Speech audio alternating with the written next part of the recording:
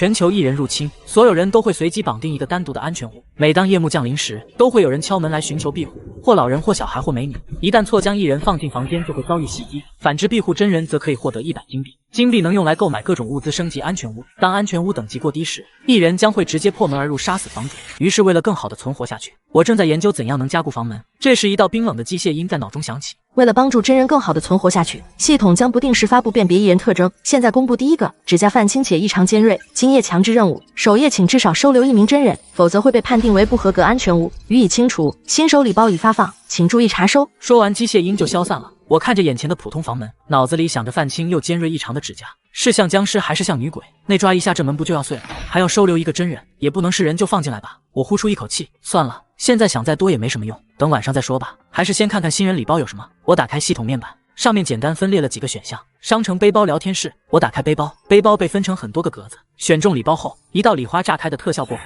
背包里多了几样物资：10盒红烧牛肉味自热米饭，1箱纯净水，1台手摇收音机，1把 AK47突击步枪，4盒共120发子弹。我激动得差点喊出声，马上将步枪拿在手中，枪身冰凉，沉甸甸的金属质感，摸着就安全感十足。刚才那点不安瞬间烟消云散。我摸摸肚子，现在还不饿。先检查下这个随机分到的房子，这是个2居室公寓，门窗很普通，阳台护栏也不结实。要是一人强攻，根本撑不了几分钟，要赶紧赚金币升级才行。我透过猫眼往外看，楼道一片漆黑，只有应急灯发出微弱的绿光。这时机械音又响了起来。夜晚已来临，访客即将抵达。我马上握紧步枪，要来了。门外这时响起一阵急促的敲门声，一个带着哭腔的女声伴随着咚咚的敲门声。有人吗？求求你快开门，我快撑不住了。听见是个女生，我暗中松了口气。男女力量差异大，即使这个女生有问题，我也有把握开枪。透过猫眼往外看，楼道里灯光太暗，只看到一个纤细的身影，浑身都在哆嗦，看着确实像被逼到绝境的真人。站在原地别动，把手伸到门缝里来，我要检查指甲。全球艺人入侵，所有人都会随机绑定一个单独的安全屋。每当夜幕降临时，都会有人敲门来寻求庇护，或老人，或小孩，或美女。一旦错将艺人放进房间，就会遭遇袭击。反之，庇护真人则可以获得100金币。此时，我的安全屋迎来了第一个访客。站在原地别动，把手伸到门缝里来，我要检查指甲。要是他犹豫或者不肯伸手，那我绝不啰嗦，直接开枪。门外的女生没有犹豫，马上就把手伸到门缝里。我打开手电，强光下淡粉色的指甲光滑圆润，没有半点泛青，也不尖锐，心里稍稍放松了下，但还是没有放下枪。进来。我把门打开，枪口对准她的胸口。女生一进门就双手捂脸，哭得一抽一抽的。她穿着一件白色的 T 恤，淡蓝色的紧身牛仔裤，勾勒出纤细的腰肢和流畅的腿型。我把门反锁好，往后退了2步，拉开安全距离，语气冰冷：别装哭了，你是谁？现在外面什么情况？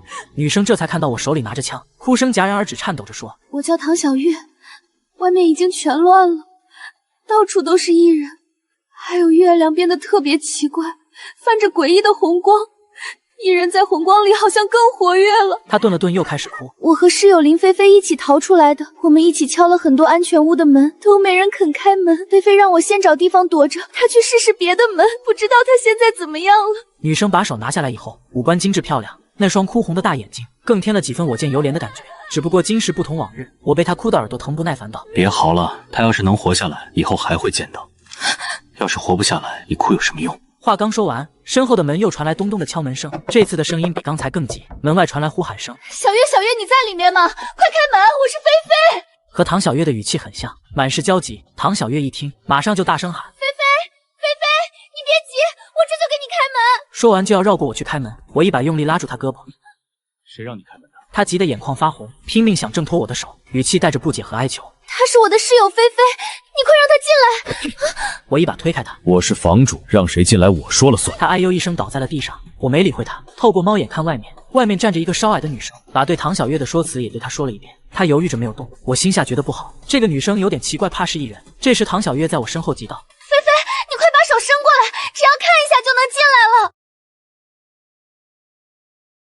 全球艺人入侵，所有人都会随机绑定一个单独的安全屋。每当夜幕降临时，都会有人敲门来寻求庇护，或老人，或小孩，或美女。一旦错将艺人放进房间，就会遭遇袭击。反之，庇护真人则可以获得100金币。将唐小月放进来之后，她的室友菲菲成为了我安全屋的第2个访客。可是这个叫菲菲的女孩明显有些不正常。菲菲，你快把手伸过来，只要看一下就能进来了。听到唐小月的催促，菲菲缓慢地把手从门缝里伸了进来。手电的强光下，女生的手指微微弯曲，指甲泛着淡淡的青色，尖端尖锐的像爪子。在手电的照射下，泛着诡异的寒光。唐小月在我身后倒吸一口气，不再说话。门外面菲菲见里面没动静，语气变得有些急躁：小月，快让我进去。不是说看一下手就行了吗？唐小月捂着嘴连连摇头，眼泪又涌了出来。门外面菲菲见唐小月不回答她，着急的开始撞门。小月，快让我进去，外面有好多艺人。你们是什么时候发现的呢？趁着他撞门的间隙，我用力把门拉开，枪口直接对准他的胸口，没有丝毫犹豫，直接扣动了扳机。砰的一声枪响，子弹瞬间击中，菲菲发出一声诡异的嘶吼，强大的力道让她的身体狠狠撞在走廊的墙上，墨绿色的粘稠液体喷溅在墙上，散发着一股刺鼻的味道。抽搐了几下就没了动静。唐小月被这一幕吓得浑身僵硬，脸色惨白如纸，连哭都忘了，眼神里满是恐惧，看向我的时候眼神不自觉带了敬畏。我收起枪，语气平淡：看清楚，再敢心软，下一个死的就是你。唐小月连连点头，浑身不停发抖，嘴里不停念叨：我知道了，我再也不敢了，我都听你的。看着他服帖的样子，我暗暗想到，这才对嘛，只有适应末世规则的人才能活下去。我靠在墙边，把玩着突击步枪，继续等着访客。没等多久，脑海里的机械音响起。首页访客拜访结束，开始结算庇护结果。房主陆哲1，获得奖励金币，首杀一人奖励礼包1个，可在系统商城进行消费。听到金币到账的瞬间，心里悬着的石头终于落了地。我立刻打开商城面板，毫不犹豫的直接点了门窗加固服务，刚好100金币。确认购买的瞬间，一阵轻微的装修噪音响起，声音不大，能清晰的感觉门窗都在震动。装修结束后，我伸手推了推大门，触手厚重，再也不是之前那种轻飘飘的门板了，窗子也变成了不锈钢，看着就结实。夜色越来越深，我走到客厅窗前，扒着窗户往下看，外面依旧一片漆黑，月亮的红光透过玻璃照进来，末世悄然而至。是否打开首杀礼包？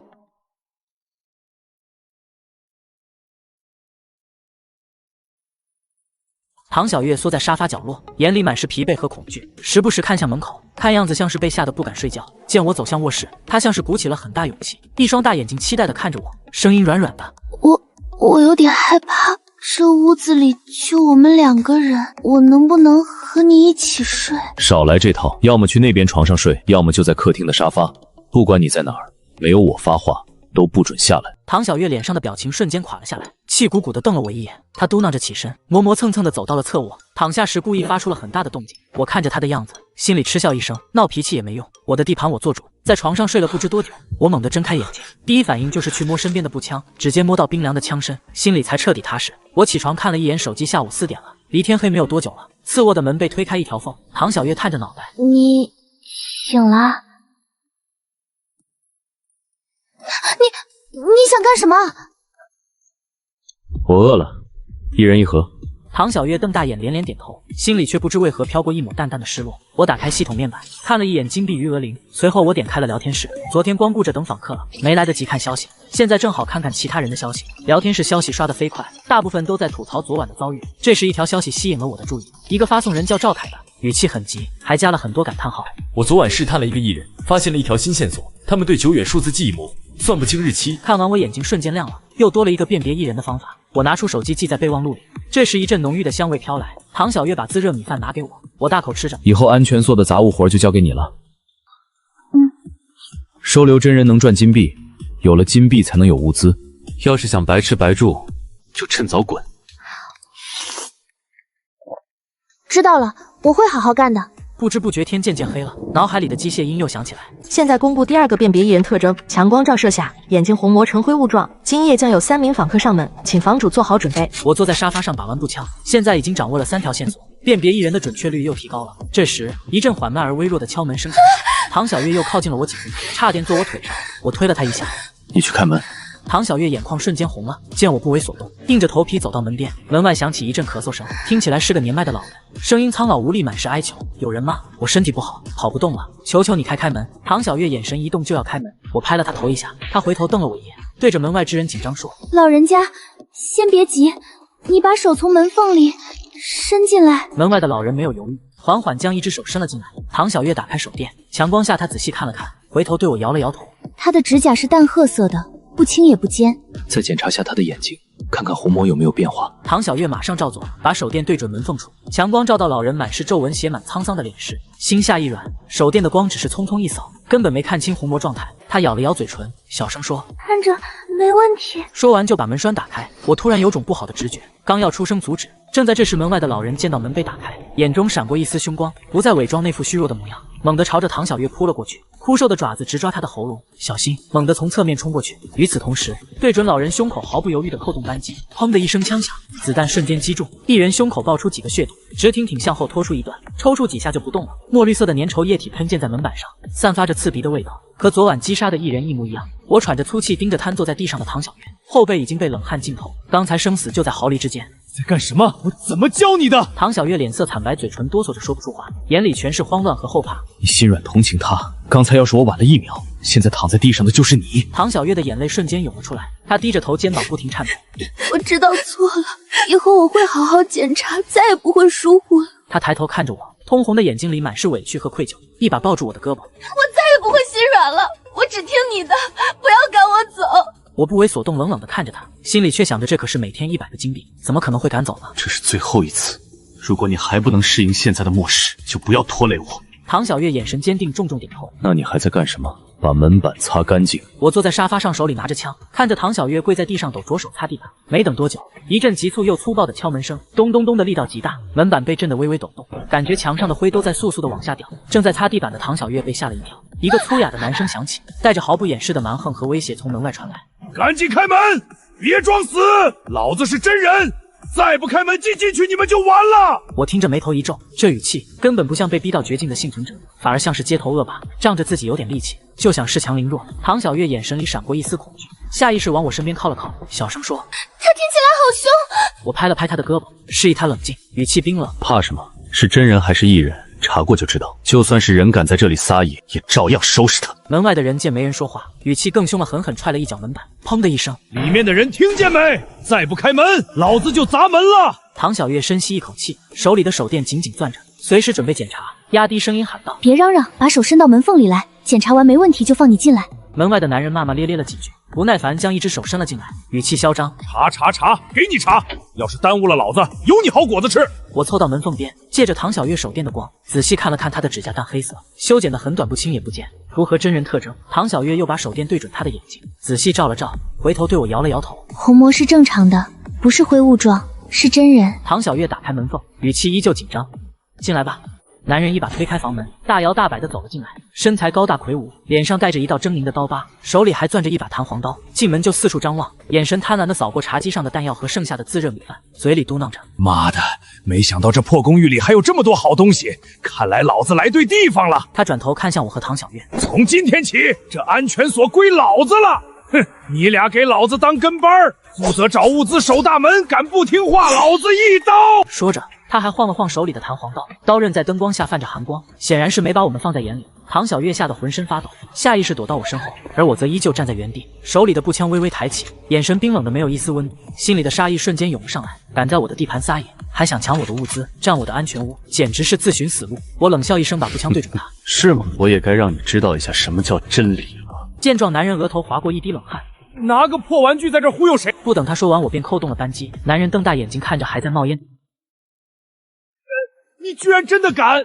说完，男人便倒在地上，流出嫣红的血液，证明此人并非异人。可即便是正常人类，我也绝对不是来者不拒。房主是我，也只能是我。任何一个有可能威胁到我安全的存在，我都会将其解决。唐小月也并未对我的行为表达任何不满，只是偏过头去。现在我们只用等最后一个人了，是吗？我指向走廊远处的拐角。不用等了，刚才有人在角落偷看，应该就是第3个来访者，他已经被吓跑了。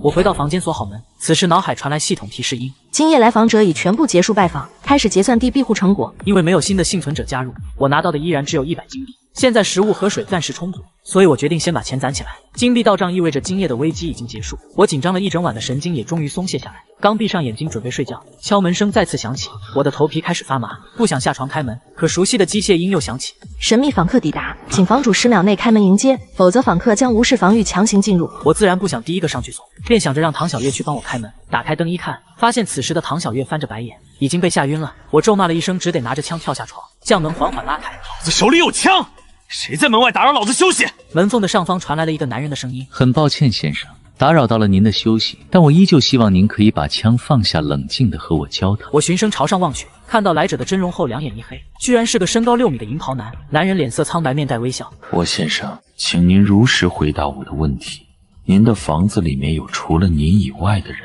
吗？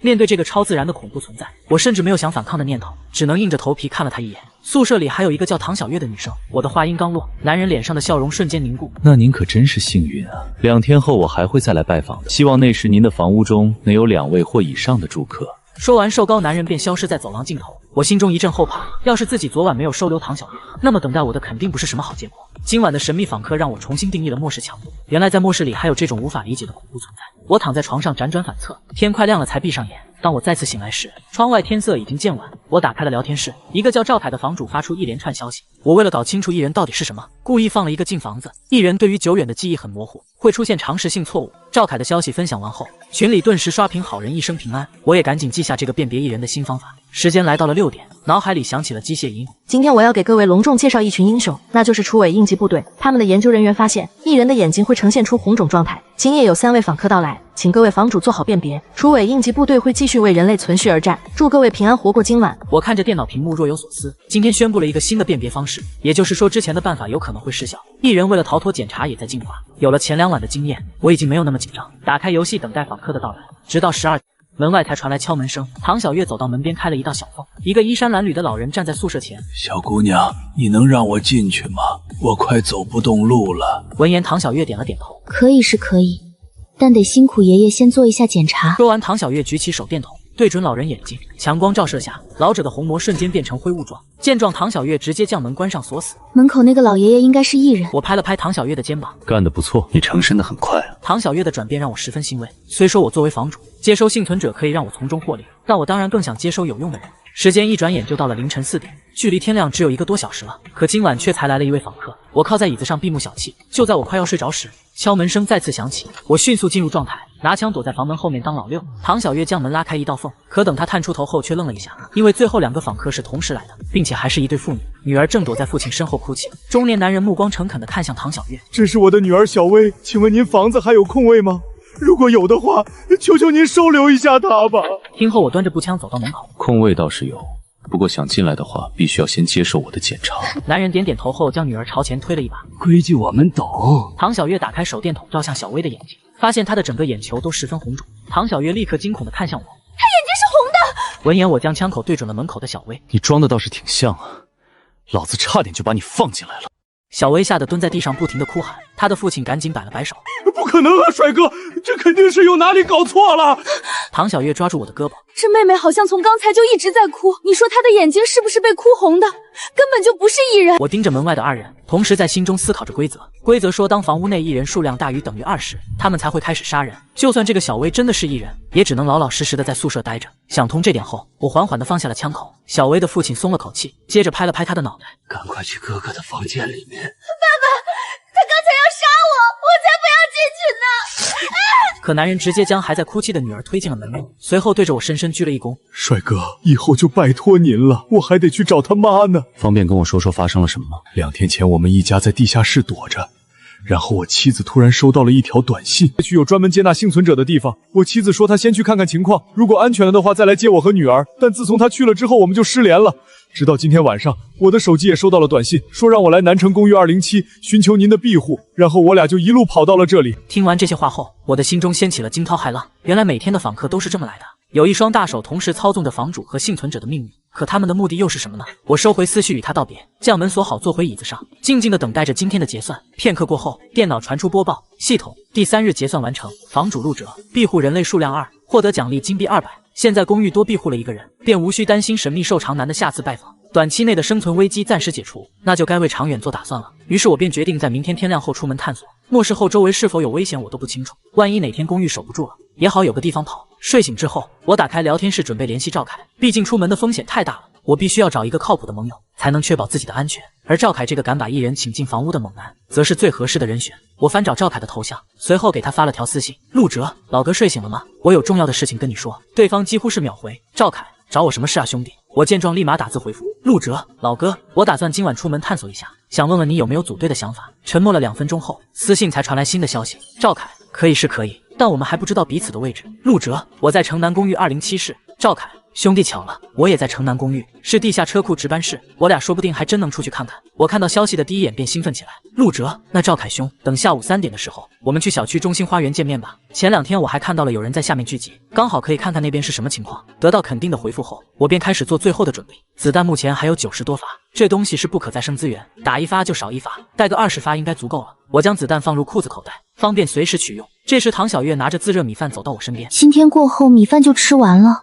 我今天打算去附近探索一下，说不定能带回来些食物。闻言，小薇立刻朝我投来敬佩的目光。每日的机械音准时响起，然而今天却带来了一个真正的好消息。系统，从今天开始，当你们处决掉想要混入房间的艺人，将会有100金币的奖励。听到这个消息后，我的心中顿时一喜。之前杀艺人没有任何好处，每消耗1颗子弹都算是一种浪费。现在击杀艺人有金币奖励，今后升级房屋和购买物资都可以靠多杀艺人来加快进度。到了我和赵凯约定好的时间后，我将步枪扛在肩上，接着拉开了公寓的大门。我要是没回来，你俩也选个风水好地吧。唐小月眼眶带泪的点了点头，目送我离开后将门关闭。我小心翼翼的来到约好的地点，此时的花园尸横遍野。见此情形，我打开步枪的保险，究竟是什么东西能把这么多的人杀掉啊？就在这时，一道声音打断了我的思绪：“是你吗，陆哲？”听到动静，我立刻朝着声音来源望去，一个手拿砍刀的年轻男子正站在不远处。陆哲，你是赵凯吗？赵凯，是我。赵凯朝我走来之后，我们互相检查，确定了双方都是真人。一路上，我们看到了不少艺人的尸体，还有一些被艺人袭击后的幸存者残骸，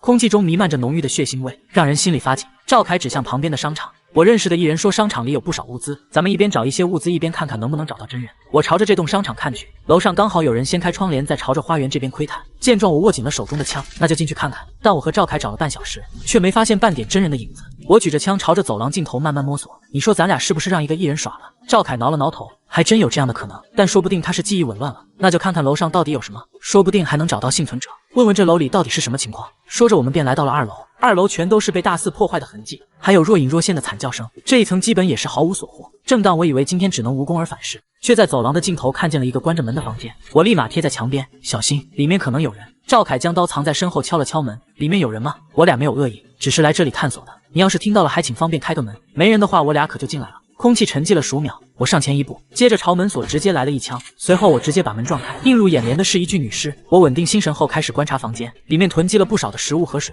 看来他肯定是死于意外，但房间里也没看见艺人的踪迹。想到这，我突然意识到了一个关键的问题：2天前的那个瘦长苍白男可能来过，按照提示来看，他应该会杀死没有收容其他人的房主。我看向死状凄惨的女尸，这女的是被那个瘦长苍白男杀的。我的话音刚落，身后却突然传出苍白男人的声音：“陆先生可真聪明啊！”我顿时感觉如坠冰窟，扭头看去，只见那瘦长苍白男正面带微笑的看着我。我咽了咽口水：“你怎么在这？”苍白男笑眯眯的盯着我：“我正在拜访这栋楼里面的房主呢，所以才会出现在这。外面这么危险，还请先生能待在自己的房屋中，不要出门。”我摸不透苍白男到底要干什么，但心中已经做好了最坏的打算了。我警惕地握紧枪，我的事情就不用你来操心了。苍白男听到这话愣了一下，不过依旧笑嘻嘻地看着我。对了，陆哲先生，我今天发现有很多房主似乎会主动攻击艺人，你们人类的生存策略好像发生了些许的改变。我的创造者对此十分不满，所以从明天起，艺人们也会直接对房屋发起进攻。我就不打扰江先生探险的雅兴了，待会儿在您宿舍门口见。苍白男说完以后便直接离开了，我甚至都来不及消化刚才他说的话，思绪就被赵凯的声音打断：“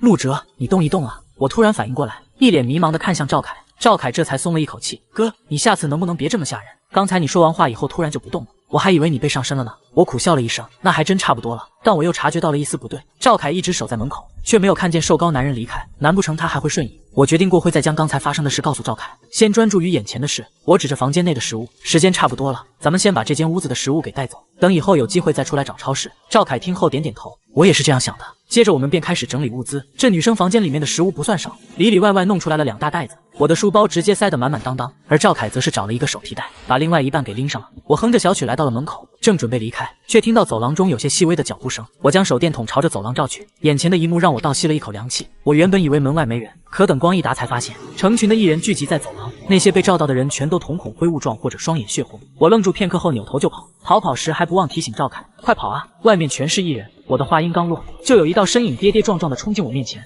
我抬手就是一枪，那艺人的头连带着肩膀被直接崩飞。随着枪声的响起，外面的其他艺人也蜂拥而至，场景堪比高中生去食堂抢饭，想从楼道逃跑已经不可能了。赵凯打开窗户，直接从2楼跳了下去。见状，我心一横，跟在赵凯后面跳了下去。我们立马朝着各自房屋开溜，甚至都来不及打声招呼。我看着那些艺人像下饺子一样从2楼窗口涌出，汗毛都竖起来了。我骂了一声后，继续朝着自己的宿舍楼跑去。此时艺人和我的距离差不多1000米。好在我并非是天天办公的社畜，这点距离对一个身强力壮的男大学生来说是要命的。可才跑了5分钟，我已经感觉要把肺给喘出来了。这都多久没跑过了？累死我了！死腿，快跑啊！身后的一人正在步步紧逼，好在我手上的步枪也不是烧火棍，每次快要被追上的时候，就会往身后放2枪，等子弹消耗的差不多了，我也终于跑到了宿舍楼下，朝上看去，唐小月在阳台上对着我挥手，陆哲哥快拽住绳子，咱们这栋楼里面也有一人，千万别走楼梯上来。闻言我立刻把绳子捆在腰上，唐小月一把抓住绳子，接着看向身旁的小月，快跟我一起拉。接着2人使出吃奶的劲将我拉了上去。而追到楼下的艺人只能不甘地看着我上升，劫后余生让我笑出了声，对下方的艺人比了个国际友好手势，还想弄你陆爷爷，再练2年吧。然而一直稳步上升的我突然感到一阵失重感，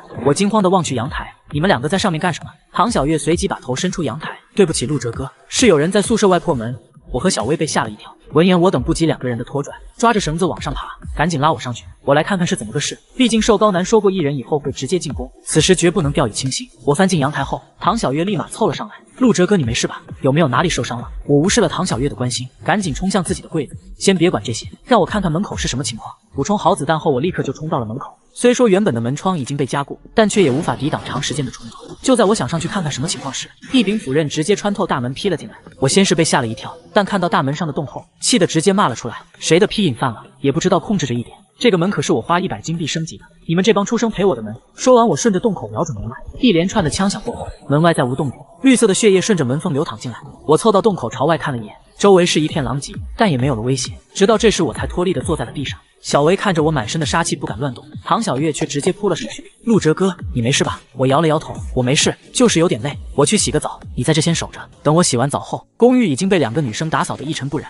因为刚才杀了一堆艺人，我便想着查看一下房主面板，看看是否会计算奖励。果不其然，电脑屏幕上写着几行字：系统，今夜来访者已全部结束拜访，开始结算第4日庇护成果。房主陆哲，庇护数量2，清除艺人数量8，获得奖励金币800，击杀礼包2。我清点了一下击杀数量，发现只有杀掉那些想要破门的艺人，才会被给予奖励。我又点开击杀礼包的介绍，击杀艺人时的特殊奖励，开启礼包可能会获得任意奖励。懂了，这是打怪爆出来的装备。我立马点开了房主面板，将其中一个礼包打开。系统，恭喜您获得升级卡1张，可将任意物品免费升级至下一等级。拿到升级卡后，我心中一喜，这东西不错啊，不过用来升级门的话就有点亏了，还是留到以后再用吧。接着我又打开了一个礼包，这次获得了一些基础建筑材料，也还算不错了。我思考着未来可能面临的威胁，只提升大门肯定是不够的，要想办法升高安全屋的反击能力。想到这，我打开了商店选项，开始翻找商店类别，突然看到了其中一个选项炮塔。我点开一看，里面是各种主动防御武器，从人为操作的弓箭塔到能够发射炮弹的炮塔，这里面应有尽有。越高级的炮塔所耗费的资源和金币也就越昂贵。除此之外，炮塔的安装也有着必备的指标，其中最为重要的就房屋面积，面积不够大肯定安装不了高级炮塔，不然一炮下去能不能弄死一人不知道，但一定能把我的宿舍给震塌。我现在唯一能造的就是简易弓箭塔。我打开弓箭塔的介绍，简易弓箭塔需要1人操作，1人装填，可对无防护目标造成杀伤。建造弓箭塔的材料大概需要2000金币，但好在我刚才从礼包中开出了不少的材料，剩下的自己再补600金币就能把弓箭塔给造出来了。随后我又将剩下的500金币全部用于升级门窗，升级门窗成功，开始安装。随着系统的提示传出，门外传来一阵装修声。10几分钟的嘈杂过后，公寓的大门换成了一个大钢门，门上猫眼变成了观察窗，还有能将武器伸出去攻击的洞口。我兴奋地看向唐小月，这可比之前的大门有安全感多了。之后我再也不用以身犯险去检查访客了。唐小月听后气鼓鼓地瞪着我，你什么时候以身犯险了？明明每次都是我去开门。我轻轻地拍了拍他的头，不要在意这些细节。随后我又打开了仓库面板，安装弓箭塔。足足过了差不多半个小时的时间，弓箭塔才终于建造完成。建造完成的那一刻，宿舍中突然响起了系统的声音：恭喜房主将宿舍防御等级提升至3级，房主已拥有庇护更多人的能力，每日幸存者结算奖励增加100金币。闻言我惊喜万分，升级以后还有这种奖励吗？从明天开始，我每庇护一个幸存者就能给结算200金币了。小维和唐小月也十分开心，唐小月直接扑到我的身上，在我的脸颊上吧唧一口。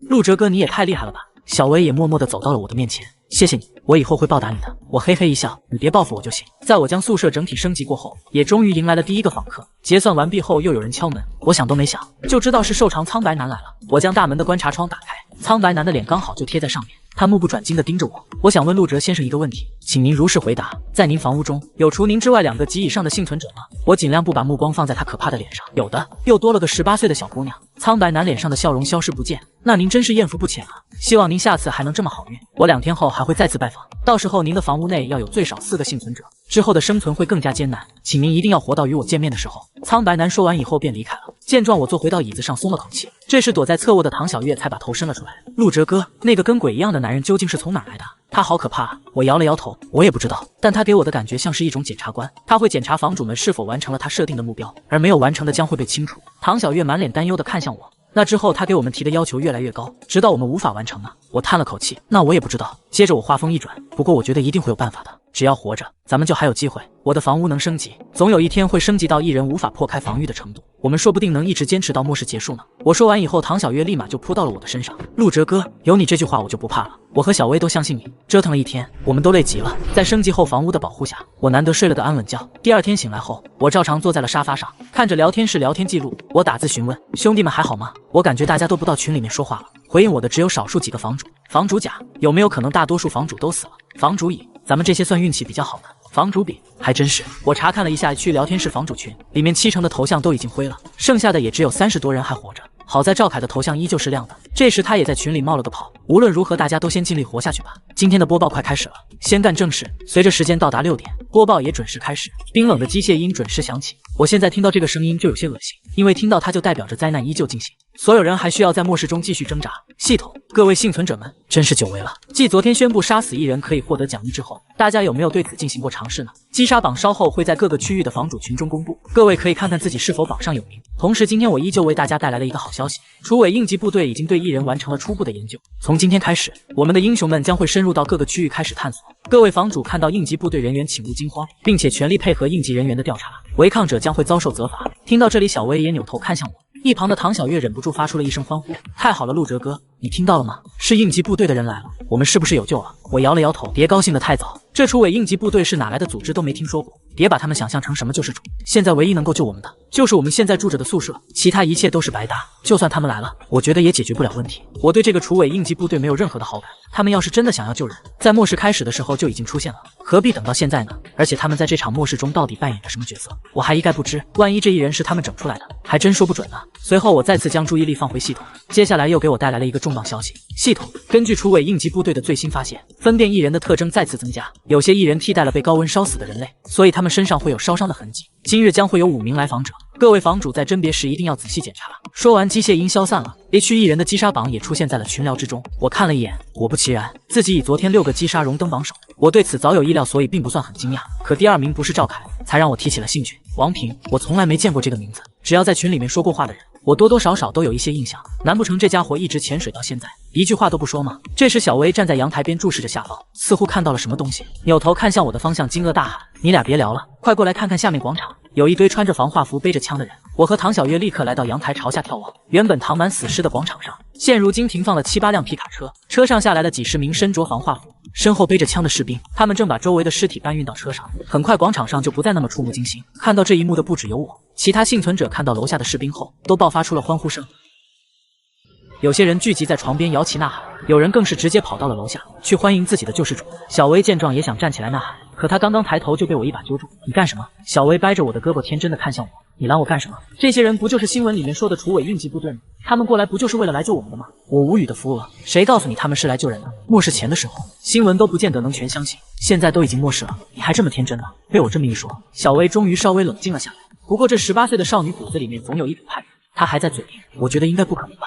我们辨别1人的方式，不就是他们发现的吗？他们要不是为了救人的话，跑到我们这来干什么呢？我冷笑了一声，说得好，那你猜猜他们是从哪弄到这么多正常人和1人，去完成他们研究的呢？这下小薇彻底哑口无言了，心中也掀起了轩然大波。我将小薇推进宿舍后，将窗台拉上。你要接受和学习的东西还有很多，想在我这边住，也需要做出自己的贡献。我将今天晚上大家吃完后的餐盘递到小薇手上。从今天开始，宿舍里面的内务都交给你来干了。前2天你刚刚过来，还需要适应，让你吃2天白食也没什么。以后要还以为自己能不付出劳动就可以获取食物，那你趁早还是滚出去吧。我可不会仗着小薇漂亮就对她降低标准，想要被收容和保护，那就必须得付出自己的劳动。小薇看着自己手上的餐盘，有些不可思议。她长这么大从没干过这种事情。唐小月叹了口气，走上前去准备接过餐盘。还是我来吧，你先在旁边学一下，之后就知道该怎么洗。我抬手拦住了唐小月，不，就让她去，我不给小薇任何偷懒的机会，就是要改一改她的大小姐脾气。小薇气鼓鼓地拿着盘子走向水池，去就去。我继续看向电脑，大部分的房主和我一样，都选择先观望，并且把注意力放在挺过晚上。今天可是有5名访客，是末世以来数量最多的一次。我一边玩电脑一边等待，差不多到11点的时候，第一声敲门响起。唐小月走到门前，将观察窗打开。您好，如果您想要进来，请接受检查。先把嘴张开。唐小月话还没说完，就看见门口的人呲着大牙在笑，那牙齿排列异常整齐，并且双眼血红红膜如灰雾状。在观察窗打开的瞬间，他就伸手到门内，想从里面开锁进入屋内。唐小月被吓得跌坐在地。陆哲哥，这个人是异人。闻言，我跑到了弓箭塔后方。好的，交给我。这次我打算使用弓箭塔解决掉这个异人。步枪子弹宝贵，到目前为止商店还没开放购买，应该是我的防御等级还不够，有些商品就被限制了。我操纵弓箭塔瞄准观察窗，这弓箭塔操作起来不难。唐小月也趁机把铁门上的武器孔给打开了，异人的胸腔位置暴露无遗。那异人发现门打开了一个洞，好奇的弯腰查看，可就在他低头的瞬间，一支1米多长的箭矢直接朝着他面门射去。我精准的射中了异人的眉心中央，即便是作为人类骨骼中最为坚硬的头骨，在弓箭塔面前也显得十分脆弱。箭矢直接贯穿了头颅，异人尸体瘫软在了地上。清理完尸体后，我盘算起今夜是否要放人进来，明晚瘦长苍白男就要过来检查。宿舍里面需要收容4个及以上的幸存者，那也就是说再收留2个人。希望运气好点，赶紧来人类幸存者吧！我在心中默默祈祷，现实却并没有这样发展。一直到3点钟，我一共迎接了4名访客，这4个人都是异人，其中3个眼都不演了，就直接想要破门进来，还有1个想要混进来，但却被我直接一箭射死。我有些担忧的守着大门，要是明天的情况和今天一样的话，咱们就得重开了。与其在家等死，不如去外面荒野求生。唐小月在旁边劝慰着我，但心里也同样着急。小薇压抑的连话都说不出来了。直到大门第5次被敲响，我们全都深吸一口气，所有人都期盼着这最后1名访客是一个正常的幸存者。唐小月走到门前，打开观察窗，照旧说着自己的台词：我们这边还有空位，想要进来请先接受检查。门外传来一道男声：没问题，我们知道规矩。唐小月拿出手电筒朝外找去，却发现走廊上站着的是一男一女，这对男女年龄不大，也是20出头的样子。女生躲在男朋友背后打量着唐小月，而唐小月在见到他们以后，却跟见了鬼一样，扭头看向我的方向。陆哲哥，出问题了！门口一次性来了2个人，我听后也懵了，直接凑到观察窗跟前，还真是2个人。门口的男生见到我和唐小月后，挤出了一张谄媚的笑脸：大哥大姐，我和我女朋友一起过来，这有什么问题吗？是不是您那边的收容不了我们2个？我摆了摆手，不是这个问题，你先等等。随后我将观察窗关闭，拉着唐小月蹲到墙角。我不知道是不是自己记错了，所以问你一件事情，今天新闻里面是不是说过今天的访客是5人？唐小月一脸认真的点点头，我记得也是5个人。我们又同时看向了小薇，小薇点了点头，我也听着是5个人。我挠了挠头，那见了鬼了，今天的访客可是一批一批来的，不像是昨天那些异人要破门，是直接一波来的。那按理来说就应该是5个人没错啊，门外为什么站了2个？这啥意思？买1送1吗？唐小月也在思考这个问题，说出了自己想法。陆哲哥，你说有没有可能新闻播报出错了？他指的5个人实际上是5拨人，这最后一波刚好是2个。小薇站起来反驳：那也不对啊，我和我爸不就是一起来的吗？当时我们2个都算做了访客。唐小月摩挲着下巴，说不定随着时间的变化，新闻上的信息也会出现纰漏。我点点头，肯定了唐小月的猜测，倒是有这个可能。你们先别急，我去问问。我想到聊天室从今晚开始就不会禁言了，于是立马询问其他人是否遇见这个情况。然而不仅没有人遇到类似的情况，我的消息反而在群里传播了恐慌。每天的系统公布的新闻重要性，对我们这些房主来说不言而喻，甚至可以说，房主们是依靠着新闻提供的信息存活的。现在告诉他们，新闻都已经不可信了，那他们该相信什么呢？一时间，我也不知道该如何处理门口2人。为了应对瘦长苍白男的检查，释放是杀我也拿不准。此时门外的敲门声再次传来，那男生等得有些急了：哥，你们要是不愿意收容的话，我和我对象可要走了，再过一会儿天就要亮了，我们要是再找不到安全屋，就要出大事了。我叹了口气，准备将这对小情侣放远，将希望寄托于明天。正当我再次将观察窗打开，准备让2人离开时，一阵断断续续的电流声突兀的出现。手摇收音机，信息有误，多出了1个人。他们有些越过了我们的观察。唐小月和小薇瞪大眼睛，同时看向书架上手摇收音机。一直以来被我当成装饰物的收音机，刚好在此时传来了陆陆续续的信号。唐小月惊讶地抓住了我的胳膊：陆哲哥，这收音机好像说的是我们今天的事情啊！我听出来了，我也十分意外。我从未想到这收音机竟然还能接收到信号，看来明天得研究一下。随后我又将注意力放在了门口的这对情侣上。如果按照收音机上面的说法，那今天的超员并非只有我遇到，而是楚伟应急部队那边的信息有误。既然这样，我就不用怕了，直接把2人当成正常的幸存者检查就好。想到这，我看向门外的2人：你们2个不用走了，我这可以容纳得下你们2个。不过想要进来之前，得先接受检查。男生脸上露出了庆幸的表情：那您得快一点，马上就要天亮了。我打开了手电筒，我知道分子，别催我，手伸出来检查一下手指。2人拉着我手把手伸了进来。这第1项检查2人勉强过关，我又将手电照向2人的眼睛，也一切正常。最后1项，你们2个把衣服脱了，除了必要的遮挡外，其他一概不留。男生听到这话后愤怒地指着我：这是什么检查方式？你该不会是想占我女朋友便宜吧？这可不行，我都没看过呢，哪轮得到你？我气得白了他一眼。我宿舍里面还有2个女幸存者，哪个不比你女朋友漂亮？男生依旧面红耳赤的辩驳。那也不行，我们不在你这住了，大不了让其他房主收留我们。刘念，咱们走。男生说完就要拉着自己女朋友离开，可刘念却一把将男生手甩开。王明，你有病吧？马上就要天亮了，我们还能去哪？你要想去送死你就去，我就在这了。刘念说完后就开始脱自己的吊带，我总觉得这动作似乎有些熟练。王明也不敢忤逆刘念的话，眼中含泪也在拖着自己上衣。这王明的身材没什么好看的，差不多就是皮包骨，还算比较正常。但刘念的身体就需要说道。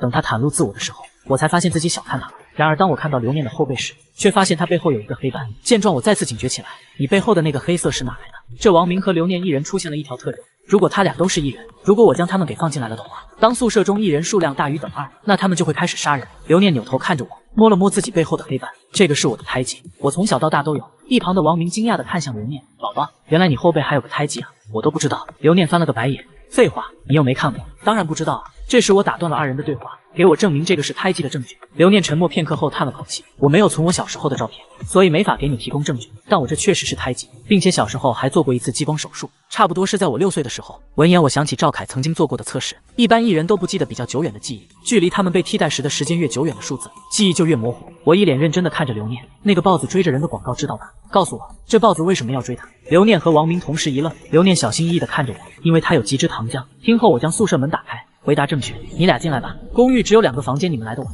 就睡在客厅吧。一听到客厅，王明立马有点不高兴，不过也没说什么。可刘念却看到了主卧的床，不是还有一个位置，我睡在这不就行了？我直接摇了摇头回绝了他，不行，你还不配，主卧是我的房间，所以你没有资格在这睡觉。刘念低头看着我手中的步枪，又看了看门口的弓箭塔，撇嘴，那好吧，那等我俩熟了以后是不是就能一起睡了？说到睡这个字的时候，刘念还故意把语气加重了一下，而我依旧面不改色的看着他，到时候再说。刘念对着我眨了眨眼，那好吧哥哥，可我一个不敢睡觉呢，希望哥哥能尽快对我放下戒心吧，等那个时候，我保证哥哥会对我满意的。刘念说完就走向了客厅，当门关上的时候，我打了个寒战。一旁的唐小月和小薇看着刘念，无声地说绿茶婊。随后等了差不多半个小时，外面的天光开始放亮，电脑也传来了结算的提示音，系统开始结算，房主陆哲，庇护人类数量4，获得奖励金币800。听到这里，我心里的石头终于落了地，我也终于能休息了。第2天下午，我又思考起了食物的问题。上一次我出门弄回来的食物可以供我们吃5天左右，但现在多了2张嘴，这些食物就只能支撑3天了。吃完之后到底是出门探索，还是直接从商店里面买？我也在思考这件事情。外界虽说是危机四伏，但却并非没有人类在地面活动，那些厨委应急部队不就是吗？所以对于这点来说，我更倾向于去外部收集，宝贵的金币则用来升级房屋。于是我做出决定，等今晚的瘦长苍白男检查完之后，明天叫着赵凯再出一趟门吧。瘦长苍白男的到访比预想中早了1刻钟，走廊里没有半点脚步声，那道惨白的脸就那样突兀地贴在观察窗上，冰冷的视线扫过公寓里的4个人，没有多余的废话，只冷冷地看了我一眼，丢下一句。2天后，6人便如同来时一般悄无声息地消失。他走后，公寓里的气氛依旧凝滞。王明缩在沙发一角，脸上满是惊惧。刘念倒是镇定，倚着墙把玩着头发。我看向唐小月和小薇，叮嘱道：明天一早，我和赵凯出去寻找物资，顺便找找能收留的幸存者。你们2个守着公寓，敢有半点疏忽，后果你们清楚。2人重重点头。王明却怯生生地开口：那我们呢？我也能帮忙的。刘念踹了他一脚：我们也会帮忙照应，就是哥哥你出去的时候可得小心点，多带点物资回来。我没回他的话，转身进了卧室，将子弹分装好，又检查了一遍步枪，这才躺到床上。天刚蒙蒙亮，我便背着背包出了门，按照之前和赵凯的约定，在小区中心花园碰面。花园里的尸体已经被厨委应急部队清理干净，只留下满地的暗红色污渍和刺鼻的血腥味。赵凯正靠在一棵枯树旁，手里的砍刀磨得锃亮。看到我来了，他咧嘴一笑，露出一口大白牙。昨晚那鬼东西又来找你，我也被通知了，2天后要5个人，这门槛是越来越高了。我拍了拍他的肩膀，边走边说：我们朝着小区外的大型商场走去，那是我们昨晚商量好的目的地。商场里物资充足，足够公寓里的人吃上好一阵子。厨委应急部队的人你怎么看？昨天他们清理了花园的尸体，不少房主都下去投奔了。赵凯的脸色沉了下来，啐了一口：一群来路不明的东西。我昨晚看到他们把尸体拉到了城郊的仓库，根本不是什么处的，更像是运去研究。我怀疑异人的出现和他们脱不了干系。这话和我心中的猜测不谋而合。我点了点头。2人一路警惕，避开了几波游荡的异人。这些异人似乎比之前更聪明，有的甚至学会了躲在楼道里伏击。好在我们2人配合默契，我用步枪远处射击，赵凯用砍刀近身搏斗。一路下来，倒是解决了3个异人。系统提示的金币入账声成了末世里最动听的声音。半个多小时后，我们终于抵达了商超。商超的卷闸门半拉着，里面黑漆漆的，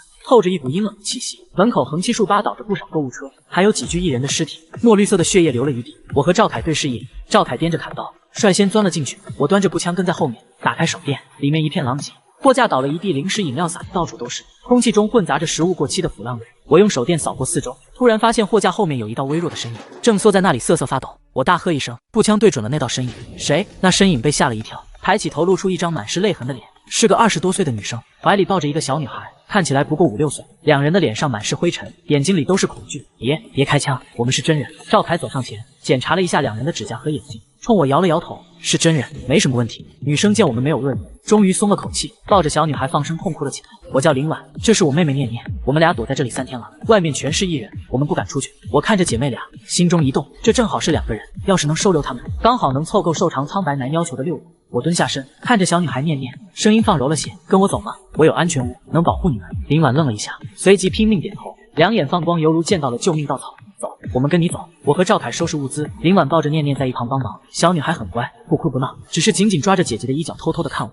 超市里的物资比预想中更多，我装了满满2个背包，饼干罐头、矿泉水，这些东西足够公寓里的人支撑半个月。回到公寓，唐小月和小薇看到我带回了2个人，还有满满2背包的物资，都露出了惊喜的表情，欢喜的过来帮忙。王明和刘念也凑了过来，看到林婉母女，刘念嘴唇动了动，最终却没说什么。公寓里一下子挤了6个人，感觉有点转不开身，不过也算暂时满足瘦长苍白男的要求。对于能活下去，拥挤点也不是那么难以接受。唐小月走到我身边，递给我一瓶水。接下来打算怎么办？那鬼东西下次指不定要多少人。我喝了一口水，看着天边依旧泛红的月亮，眼神坚定，守好这公寓，多找些幸存者升级防御。不管是异人亦或是那瘦长苍白男，想要动我的人，就得先踏过我的尸体。说话间响起敲门声，我一愣，看了下时间，正好是12点。现在应该是睡觉的时间才对，怎么会有人来敲门？难道异人已经进化到能在白天来访了？带着疑问，我警惕地打开门上的观察窗，看到在门口的是2个穿着生化服、拿着枪的人，是厨艺救援队。他们其中一人说，明天我们会从你这带走1个人，今天是先来通知你的。我一愣，凭什么要给你们？我们是通知，不是征求你的意见。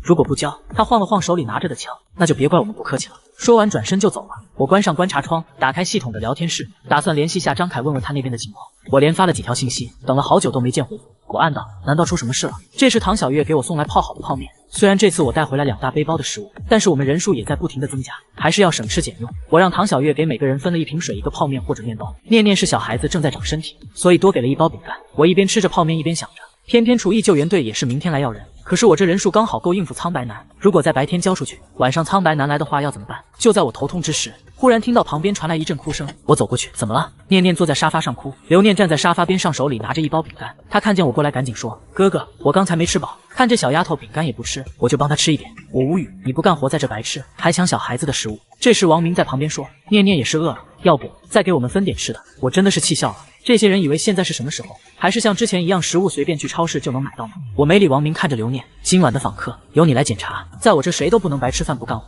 刘念一听，贴了过来，哥哥，是你和我一起检查访客吗？我一把推开他，是你自己。说完，我走到念念身边，对抱着他的林婉说：“对付异人你不敢反抗，怎么别人欺负到头上你也不敢反抗了？”林婉看着我红着眼眶，我看着他们顿时感到头大。我回到卧室，这时唐小月进来，陆哥，明天你想交谁出去？我拍了拍他的头，这个厨艺救援队现在还不知道是什么来路，他们要这个人去干什么也没说清楚。不过你放心，无论如何我也不会把你交出去。他这才放心的出去。转眼到了晚上，我让唐小月看着刘念，免得他万一放一人进来就糟了。小维操作弓箭塔，让他们互相配合。我打开系统聊天室，果然大家都在讨论明天要交出1个人的事。房主甲，这个厨艺救援队是哪里来的？有人知道吗？房主乙，明天要交出1个人，各位房主你们选好了吗？房主丙，他让交就交啊，老子就不信了，不交能怎么样？我仔细看过，经过这几天，只有20几个房主是在线状态，信息还在不停刷新，私信里张凯还是没有回复我。这时唐小月叫我，陆哥，我赶紧走出卧室。怎么了？唐小月擦着脸上的汗，今晚来访的艺人有点怪，力气比昨天大了很多，情绪也更暴躁了。我一惊，艺人的进化比我想象的要快。我走出房门，看到刘念坐在门口的地板上，手捂着胳膊不断发抖，嘴里嘀咕着，太可怕了。我疑惑地看着唐小月，刚才检查一个艺人的时候，有个艺人抓了刘念一下，不过艺人已经被小薇击杀。唐小月撇了撇嘴，刘念是被吓到了。我检查了一下门，发现钢板上被撞出了几个坑，现在我这是3级防御，竟然撞成这样，看来要赶紧升级防御，如果跟不上艺人的进化速度，早晚要被艺人破门而入。这时刘念突然抱着我的大腿，哥哥，你让我做别的吧，我不要检查来访者，太可怕了。我动了动腿，被抱得太紧了，竟然一时没甩开。那你是想出去搜索物资？刘念摇摇头。那你想击杀艺人给我赚金币？刘念又摇了摇头。我一脚踢开他，这不干那不干，你还挑上了。这时王明看到我把刘念踢开，赶紧去扶。哎，你干什么呢？你怎么能这样对我的宝宝？我挑眉看着他，怎么不服？王明顿了顿，有话好好说嘛。又低头对刘念说，咱们去那边。不理他，要不是因为苍白男要求人数，我连门都不想让他们进。待到天亮，果然又响起熟悉的系统结算声音。系统开始结算，房主入者，庇护人类数量6，获得奖励金币800，获得击杀奖励400，获得击杀礼包星号2。看到击杀奖励，我一阵惊喜，今晚是小薇在操作弓箭塔，没想到也能结算奖励，难道是因为使用的是系统弓箭塔？这个等着后面再验证一下。可是我又疑惑的抬头看着林婉和林念念，为什么庇护他俩没有奖励金币呢？从人数看，他们明明是真人。这时我注意到系统旁有个红色的感叹号，我点开一看，安全屋庇护人数超出现有能庇护数量，需要提升等级，并提升安全屋舒适度，可以增加结算金币。我才恍然大悟，原来安全屋的庇护人数是有限制的。我看着眼前这个房屋的空间确实是太小了，不要说舒适度，现在几个人都不能同时在客厅活动。我点开系统，看着账户里面的余额，金币数量还不够。我现在紧急的事情有2个，一个是要尽快提升安全屋的防御，一个是要提升安全屋的庇护人数。如果把舒适度提升上来，还能增加金币数量，也就是说，如果人数足够多，那我每天能得到的金币是源源不断的。而提升防御可以放在明天或者后天有更多金币的时候。想到这，我果断点开商店的升级页面，找到升级房屋，点中增加卧室和侧卧。房子突然微微的震动起来，在卧室和侧卧的旁边的位置发出了装修的声音，空气中仿佛有个透明的墙在阻挡。等了差不多半个小时后，装修的声音同时停止。我看着卧室和侧卧旁边多出来的一扇门，打开走了进去，都多出大概50平的样子，能分别放4张床。我在商店买了床放上去，又买了8个小桌子放在床的旁边，其他的就暂时先不买了。现在能有个干净的床能躺着睡觉已经是非常舒适了。我把原来的卧室命名为1号卧室1号侧卧，新增加的命名为2号卧室2号侧卧。王明看着新增加的卧室和侧卧，高兴地说：“我和宝宝可以到这里住吧？”我点了点头。这间卧室你俩还有你俩。我手指点了点王明和刘念，又点了点林婉和念念，你们4个一起住。刘念嘟着嘴，哥哥，这间卧室这么多人，我想和你一起住，要不然我去那个2号侧卧也行。我平静地看着他，你不想睡床那就继续睡在客厅。刘念不情愿地进了2号卧室，我准备回1号卧室睡觉，看到小薇站在卧室门口，显然是在等我。怎么了？小薇双手握在一起不安地看着我。我看到他这样的，打开卧室的门，进来说吧。他跟进来以后连忙说，我现在已经能很熟练地操作弓箭塔了。我点点头，你学得很快，那我能算是有贡献的人吗？我这时才明白他想问什么，故意逗他说，你之前不是还想去找厨艺救援队，现在刚好有这个机会。虽然不知道他们要人的目的是什么，但是想来那边待遇肯定比我这好，没准能自己住一间房呢。我话还没说完就见到小薇的眼泪啪嗒掉了下来。我不想去，我会学着做更多的事，你不要把我交出去。我笑着问，要是舍不得我，那就不去。小薇红着脸一跺脚转身跑了。我想留在这里。小薇走后，我躺在床上想着，这个厨艺救援队要每个房主教一个人，是做什么呢？是扩充队伍。不知不觉带着疑问睡着了。等我睡醒看手机，已经是下午3点。走出房门，看到小薇站在阳台往外看，我走过去，看到窗外楼下的小花园里停着2辆车，10几个穿着生化服拿着枪的人围着不远处一栋楼的楼门，看他们一副警戒的样子，像是在和楼里的什么东西僵持着。我问小薇怎么回事，半个小时前2辆车就开过来了，然后就一直围在那里。我仔细看着那栋楼，今天天气晴朗，阳光照到对面楼的玻璃上反射着耀眼的光芒。我突然想到苍白男，会不会是他？这时我看到一直围在外面的那些人动了，他们警惕地分了几个人进了楼门，不多时看到外面留下的人也都进了楼，然后突然看到那栋楼晃动了一下，一阵强烈的爆炸声，接着就是火光，惨叫声此起彼伏，有人身上着着火从楼上跳了下来，可是太高了，那些人仍然不顾一切跳下楼，染红了楼下的地面，像开了一片红色的花朵。看到这一幕，小薇捂着嘴惊呼，我心道不好，要出大事。果不其然，不到1个小时，又来了1辆车，下来了几个人，不顾楼里的火还在烧，冲了进去。不多时，我看到他们拿着一个黑色的包走了出来，坐上车后迅速驶离。那是什么呢？能让厨艺救援队不顾这么多人命都要得到的东西。今天下午的气氛极其沉默，我坐在沙发上玩着手机游戏，其他人都在房间没有出来。如果厨艺救援队的人非要带走一个人，那就试试看谁的枪厉害。这时敲门声响起，我心里的石头落了地，终于来了。我把门打开，门外果然是身穿生化服拿着枪的队员。他们看到我开门，你们这里有几个人？还有位置吗？我一愣，什么意思？那个队员不好意思地说，我们有队员受伤了，想找个房主收留我们。我往他身后看去，果然后面有个队员，还扶着一个被烧得焦黑的人。我这倒是还有位置，要让我先检查一下。他连忙道，我明白。按照规矩检查后，我侧身让他们进来，指着2号侧卧说，你们去内吧。他俩扶着受伤的人进去了。安置好后，那个队员出来了，他介绍道，我叫冯辉，是这支队伍的队长，那个叫李强，受伤的是王刚，我们是刚才在爆炸中的生还者。这时唐小月说，那你们怎么不回厨艺救援队？冯辉苦笑道，我们任务失败了，按照规矩回去也会被罚，而且没人知道我们3个还活着。我问道，你们的惩罚是什么？冯辉没有再回答，我也就没有继续问下去。一直到晚上都没有人再来敲门，看来厨艺救援队今天不会来了。冰冷的系统音准时响起，系统今天起将不再公布分辨艺人特征，稍后将更新艺人击杀榜，位列前3的房主有额外奖励，今后来访者将不会统计数量，各位房主要努力活下来。我听完彻底愣住了，难道艺人已经进化到系统也难以分辨的地步？我后背冒出冷汗，系统也没办法统计今后来访者的数量了吗？这是出了什么事？如果没办法通过系统得知消息，那我们怎么办？这时我发现张凯回复了我的私信，张凯兄弟，我这出大事了。昨天我外出回来的时候，发现我屋里有真人被一人杀死。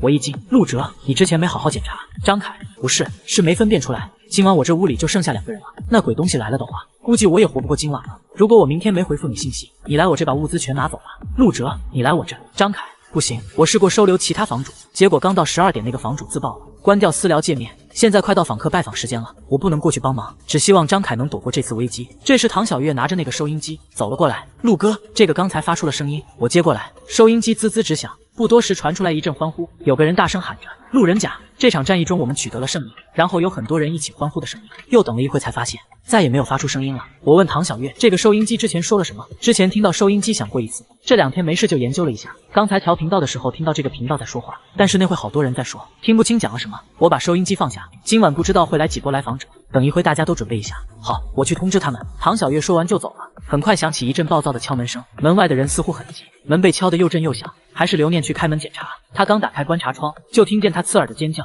我抬头看过去，刘念急急向后退去，只见观察窗伸进来一只胳膊，胳膊干瘦硬黑，5个指尖尖锐泛着青黑色。还好刘念反应快，退得及时，不然被抓一下怕是要劈开肉绽。我赶紧去厨房找了几把菜刀，甩了甩挑了一把还算趁手的。外面的敲门声一直在响，门被敲得簌簌直落灰。我来到门口，那只胳膊还在四处乱抓，掂了掂手上的菜刀，用力砍了下去。外面响起一阵嘶吼声，绿色的血液四溅，那只手掉在了地上，手指动了几下后就僵直了。外面的敲门声短暂的暂停了，然后就是更加大力的敲门，那不像是在敲门，更像是在砸门。从观察窗的窗口又伸进来4、5只胳膊，各个方位胡乱的抓着。我拿着菜刀又砍了一只，去把王明喊出来，别躲在屋里装死。唐小月听我这样说，赶紧进去喊。不一会，王明哆嗦着出来了，你去厨房找把菜刀来砍。王明在厨房磨蹭着，冯辉这时过来看到，二话不说，直接去厨房拿了把菜刀。我俩在房门的2边，门外伸进来几只，我们砍掉几只，不多时，已经砍了有10几只手。门外的敲门声停了下来，我趁机打开武器孔，对小薇说：“就是现在，射击！”只听门外惨叫声此起彼伏。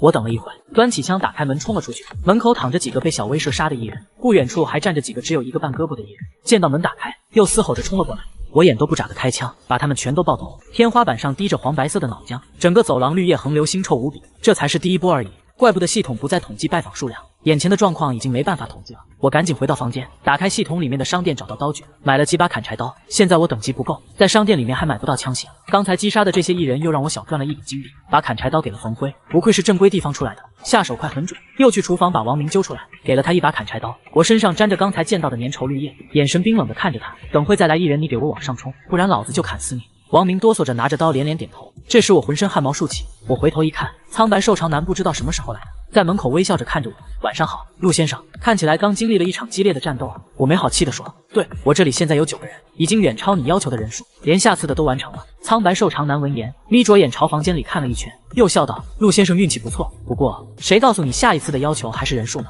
我一愣，那是什么？苍白瘦长男微笑，那就等下次见面了，我很期待呢。说完就快速的离开了。我看着他离开的位置，这个苍白瘦长男到底是谁？是谁在发布任务？还没等我想完，就见走廊尽头走来了一群艺人。我赶紧关上门，招呼众人来干活了。等天微微亮，我喘息着放下枪，看着拿着砍柴刀弯腰喘息的冯辉，这是第几波了？冯辉嗓子干哑道，第4波了。还有吗？我摇了摇头。陆哲，天亮了，没有了。脑子里响了一晚的金币提示音，神经都已经麻木了。刘念，你和林婉把门口打扫一下。我看着王明，拍了拍他的肩，干得好。他顺着我拍的力道跪了下去，然后不停地干呕。我赶紧回了1号卧室，这一晚上累坏了，要去洗漱一下睡一觉。等我一觉睡醒，看了下手机，已经是下午5点了。我想起张凯，赶紧打开私聊。陆哲，张凯兄，你怎么样了？又顺手打开聊天室，发现亮着绿灯的房主又少了一大半，只有几个人在说话。房主甲，我操，昨晚来了1波的艺人，还好我这里有个健身的大哥。房主乙，昨天厨艺救援队从我这带走了1个人，说以后每天都会带走1个人。我看了会聊天室，张凯还是没有回复我。我关掉聊天框，打算等到天亮，如果还没回复，就去找他看看。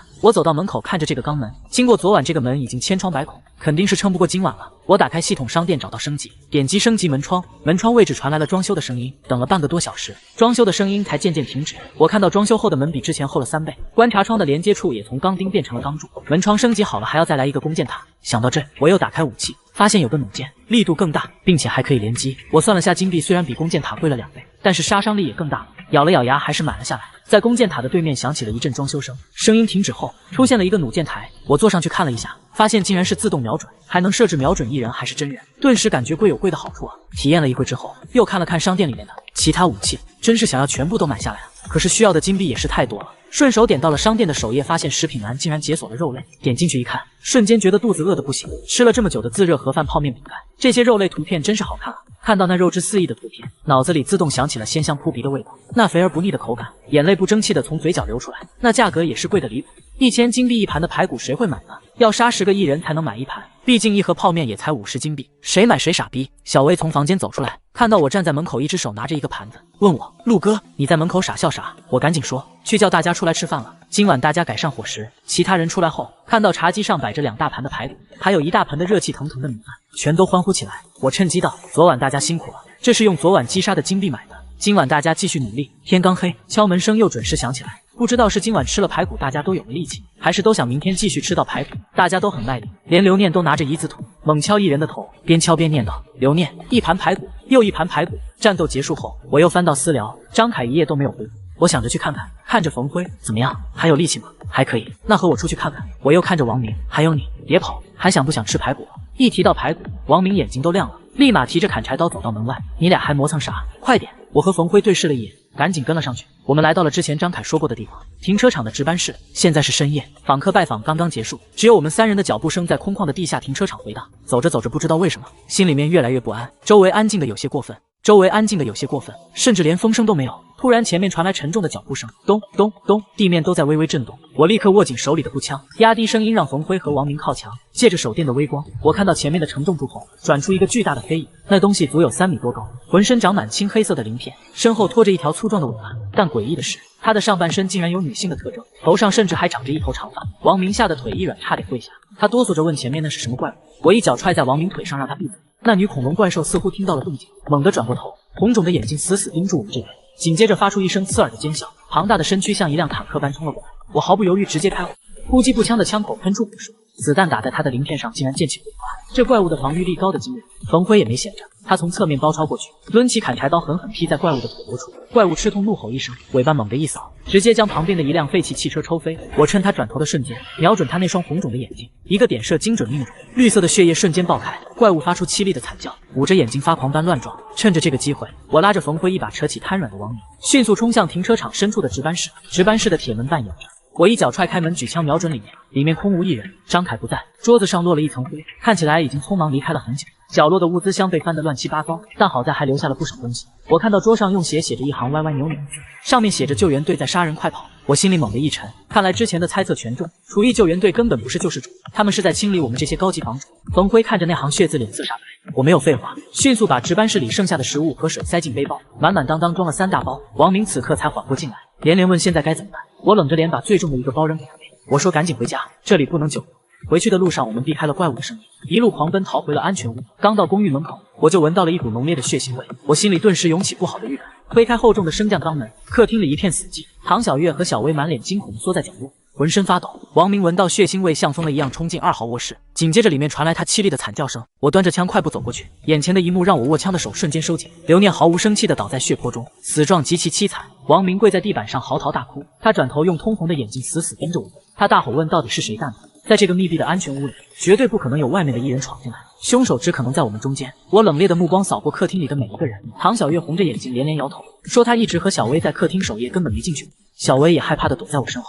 这时我的目光落在了受伤的王刚，还有站在一旁的林婉身上。我脑海中突然回想起昨晚结算时的一幕，昨晚带回林婉和念念时，系统并没有统计为人类庇护数量，也没有发放金币奖励。我当时以为是房主等级人数限制导致，现在想来根本不是这么回事。我猛地端起步枪上了膛，黑洞洞的枪口直接对准了林婉的头。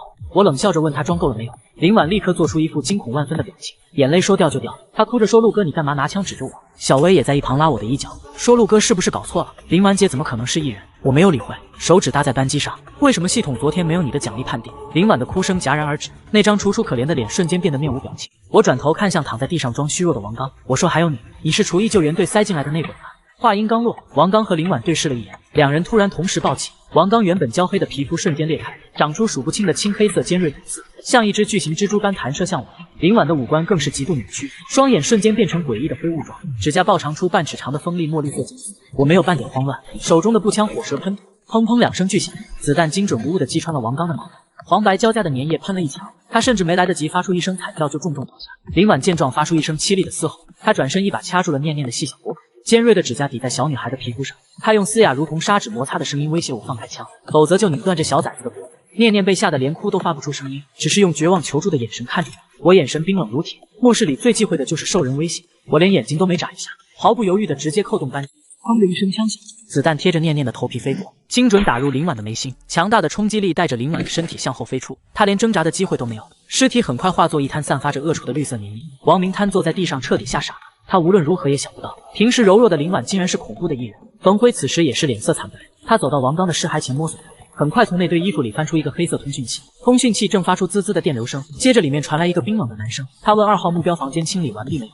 收到，请回话。冯辉的手抖得拿不住通讯器，他看向我，眼神里全是不可置信。我冷着脸走过去，一脚将通讯器踩得粉碎。原来这就是房主的死亡秘密。厨艺救援队根本不是为了救人，他们用特制的艺人伪装成幸存者混进高级安全屋，一旦进入就从内部破坏杀人灭口，然后再派人来接收物资。聊天室里那些消失的头像，那些不声不响死去的房主，全都是这种卑劣手段的受害者。刚刚击杀这2个高级变异体，系统连续响起了美妙的提示音，恭喜房主击杀高级潜伏艺人2个，获得击杀奖励金币5000，获得高级击杀礼包2个。听到5000金币到账，我心里的石头彻底落了地，这是一笔巨大的财富，可以彻底改变我现在的处境。我打开系统操作面板，账户余额简直让我心花怒放。我没有任何犹豫，直接点开商店界面，找到安全屋升级，果断选择将公寓升级至5级。确认的瞬间，整栋楼都仿佛活了过来，剧烈的重组声在耳边回荡，四周的空间在肉眼可见的扩大。原本狭小的客厅变成了宽敞的指挥大厅，墙壁被替换成了厚重无比的复合装甲钢板，阳台全部被防爆玻璃和合金护栏封死，防盗门升级成了带着红魔锁的液压机械门。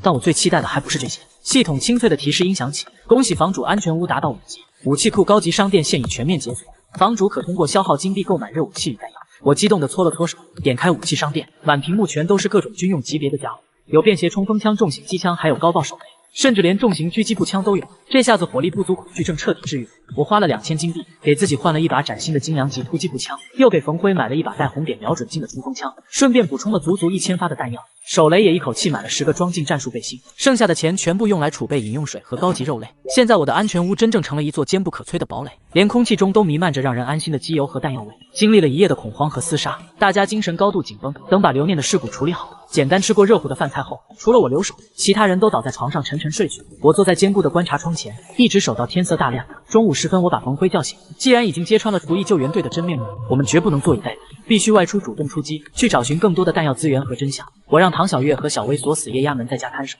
带上冯辉全副武装，再次踏出安全屋。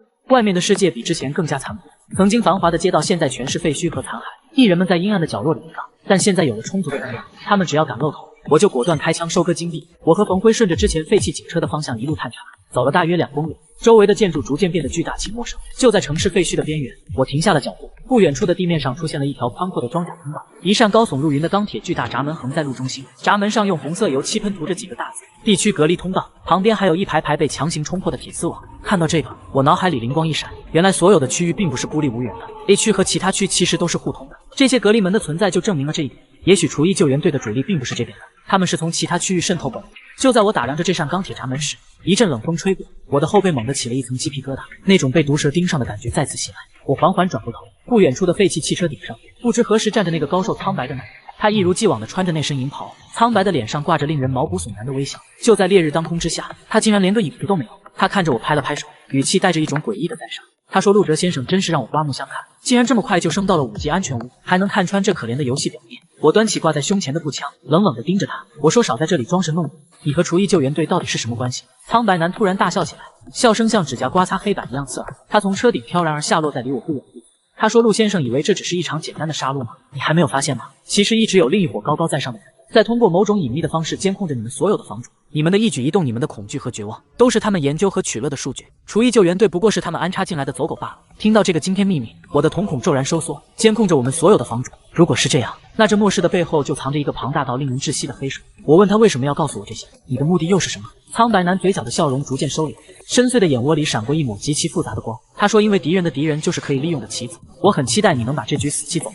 也许我们可以进行一场愉快的合作，去把那些坐在监控器后面的人揪出来。”我冷哼一声，反问我凭什么相信你。这时远处传来一阵刺耳的越野车引擎声，厨艺救援队的车队正在朝这边靠近。苍白男身体开始逐渐变淡，如同融化在空气里一般。他留下一句话，他说：“要想活下去，你个人的力量太渺小了，你需要真正的战士，去找那些还没被污染的人吧。我们很快会再见面的。”说完，他就彻底消失了。我对着冯辉打了个手势，迅速躲避到了旁边的掩体后面。车队在不远处停下，一群全副武装的救援队员跳下车，开始在附近搜索幸存者。我和冯辉刚想找机会撤退，就听到几十米外的废弃超市里传来一阵激烈的交火声，火光冲天，有人在和厨艺救援队硬碰硬。我躲在掩体后探头看去，废弃超市里火舌不断喷吐，几个浑身是血的男人正依托着货架拼死抵抗，他们手里拿的都是系统商城里买的简易武器。对面则是装备精良的厨艺救援队，穿着防化服的队员步步紧逼。我认出了超市里的几人，那是聊天室里幸存的几个高级房主，看来他们也发现了房主死亡的密码。现在知道了真相的真人和房主已经联合起来，他们不再坐以待毙，而是选择了反抗。但是实力的差距太大了，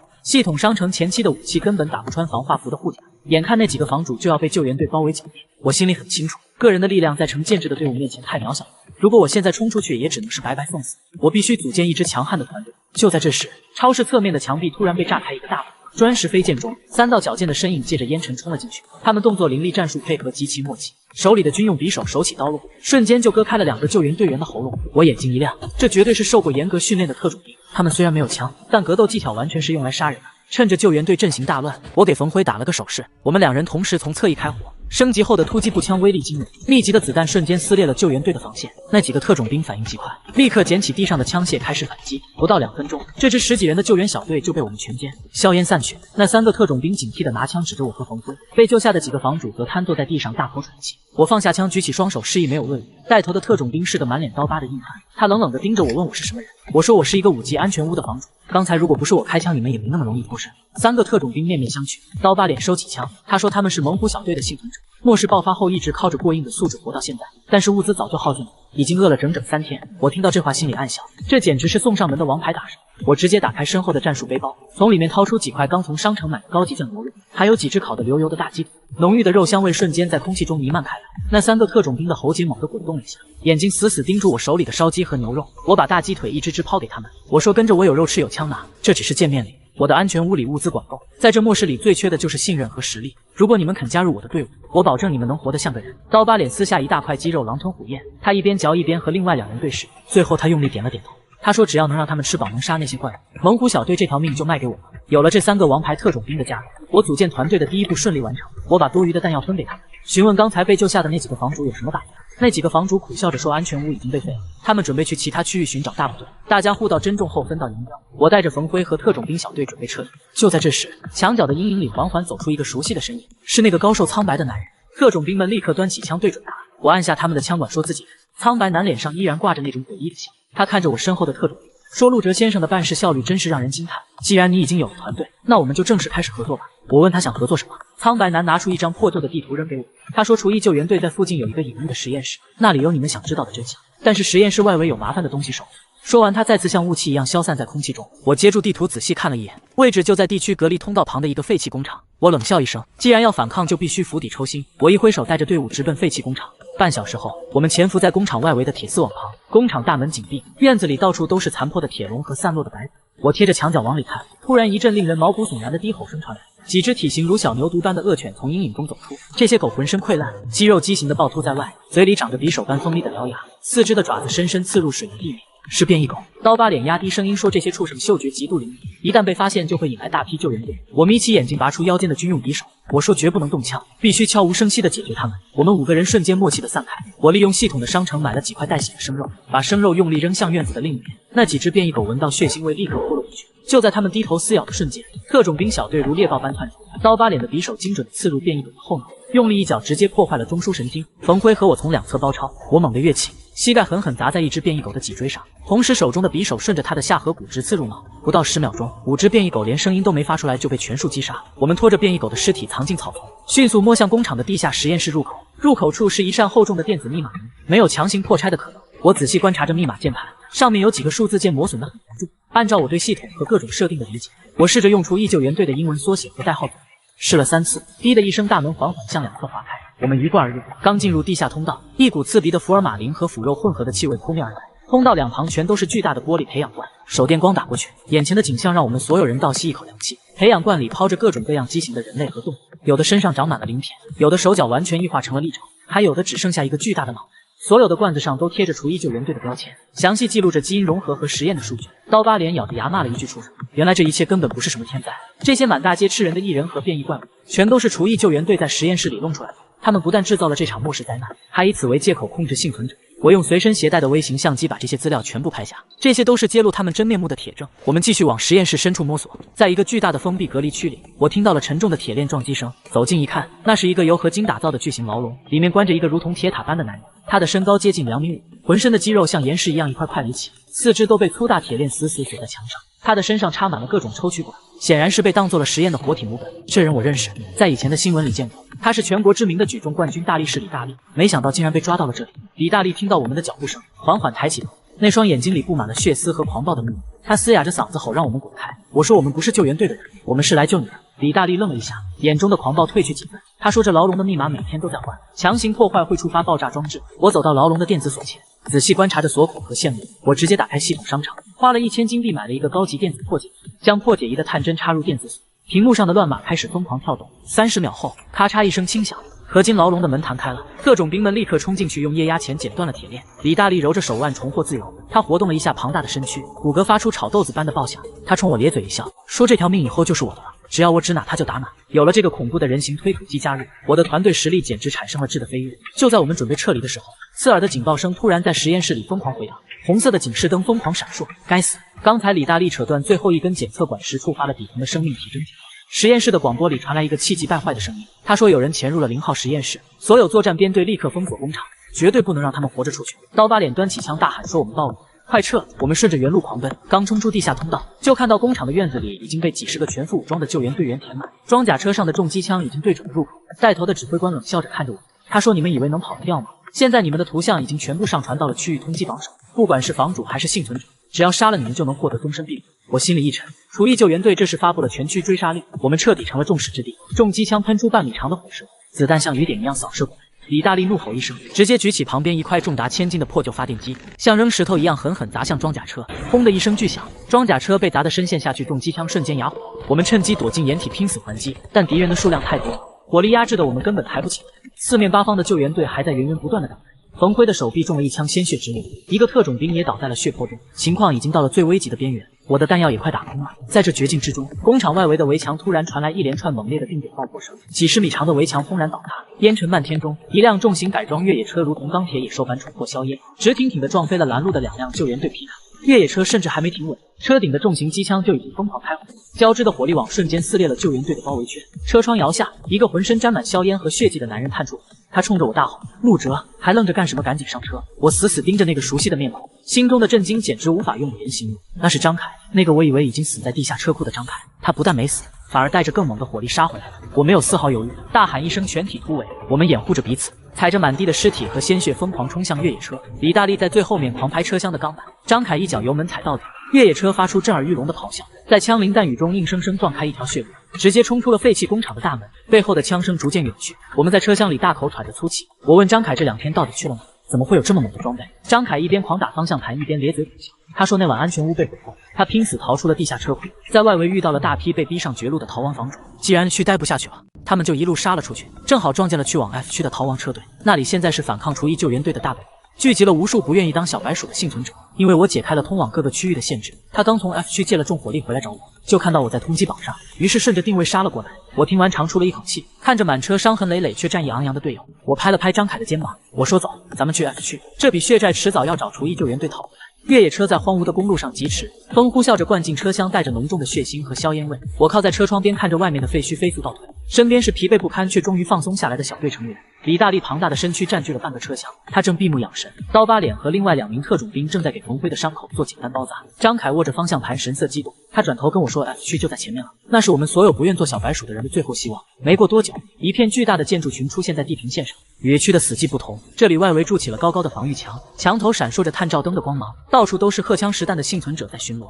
当我们靠近大门时，张凯探出头对着守卫喊了句暗号，沉重的合金大门缓缓开启，我们驶入了 F 区。映入眼帘的是一片忙碌的景象，人们在搬运物资、修缮武器，虽然每个人脸上都带着疲惫，但眼神中却透着光亮。张凯把车停在一个巨大的广场上，他说这里就是反抗厨艺救援队的大本营，负责人叫老霍，是个在末世前当过警棍的人，带领大家在这片废墟中建起了这个避风港。我刚下车，一个身材魁梧、面容坚毅的中年男人迎了上来，他就是老霍。张凯赶紧给我介绍。老霍上下打量了我一番，目光落在我身后的李大力和特种兵小队身上。他点点头，眼神里满是赞赏。他说：“陆哲，你的大名我可是如雷贯耳，敢直接端了厨艺救援队的实验室，还把李大力救了出来，真是后生可畏。”我谦虚的笑了笑，我说：“这都是大家用命拼出来的。”老霍神色变得凝重，他叹了口气说：“厨艺救援队现在疯了，他们在各个区域疯狂搜捕反抗者。F 区虽然暂时安全，但也撑不了多久，我们需要更多的力量。”我听到这话心里一动，我打开系统面板查看我的安全屋状态。之前在区的时候我就很好奇，如果我离开了区，我的5级安全屋怎么办？那可是我花了大把精力和心血建起来的。面板上的信息让我大吃一惊，系统提示：检测到房主已离开原区域，安全屋达到5级，已解锁随身迁移功能，是否将5级安全屋迁移至当前坐标？我毫不犹豫地点了是。就在我点下确定的瞬间 ，F 区广场边缘的一块空地上突然泛起一阵耀眼的白光，地面微微震动，一座钢铁堡垒如同凭空出现一般，稳稳地落在了那里。厚重的装甲液压门，全副武装的观察窗，正是我在区的5级安全屋。老霍和周围的幸存者都看呆了，他们从没见过这种能在区域间移动的超级堡垒。我推开液压门，唐小月和小薇早已在里面等候，看到我平安归来，也是激动的红了眼眶。我把小队成员都叫进安全屋，现在有了这个移动堡垒，我们在 F 区就有了绝对的安全保障和反抗的资本。接下来的几天 ，F 区一直在紧张的备战，厨艺救援队的侦察机时不时在天空盘旋，气氛压抑的让人喘不过气。我看着系统账户里因为之前击杀高级艺人和实验室变异狗积攒下来的巨额金币，决定干一票大的。我打开商店，直接点击升级安全屋，系统提示音响起，叮，消耗10万金币，安全屋开始升级至6级。整个钢铁堡垒再次发出震耳欲聋的轰鸣声，面积再次扩大，原本的单层堡垒直接拔高变成了2层的小型要塞，外墙的装甲变得更加厚实，闪烁着冰冷的金属光泽。但最让我激动的是系统随后的提示：恭喜房主安全屋达到6级，解锁终极防御武器玻璃大炮。我赶紧打开武器库查看，玻璃大炮是一种极其恐怖的能量武器，通过消耗巨量金币能够发射出摧毁一切的高能光束，威力足以瞬间气化一支高级艺人。但缺点是每次发射都会消耗大量能量，需要一段时间充能。虽然昂贵且有冷却时间，但这绝对是我们对抗厨艺救援队重装部队的杀手锏。我毫不犹豫地花了2万金币购买并安装了玻璃大炮。就在一切准备就绪的第3天傍晚，警报声尖锐地划破了 F 区的宁静。老霍在广场上大喊，他说厨艺救援队来了，所有人准备战斗。我立刻冲上安全屋的2楼观察室，外面的景象让我倒吸一口凉气。地平线上黑压压的一片，仿佛乌云盖顶，那是数不清的艺人，他们如同潮水般向 F 区涌来。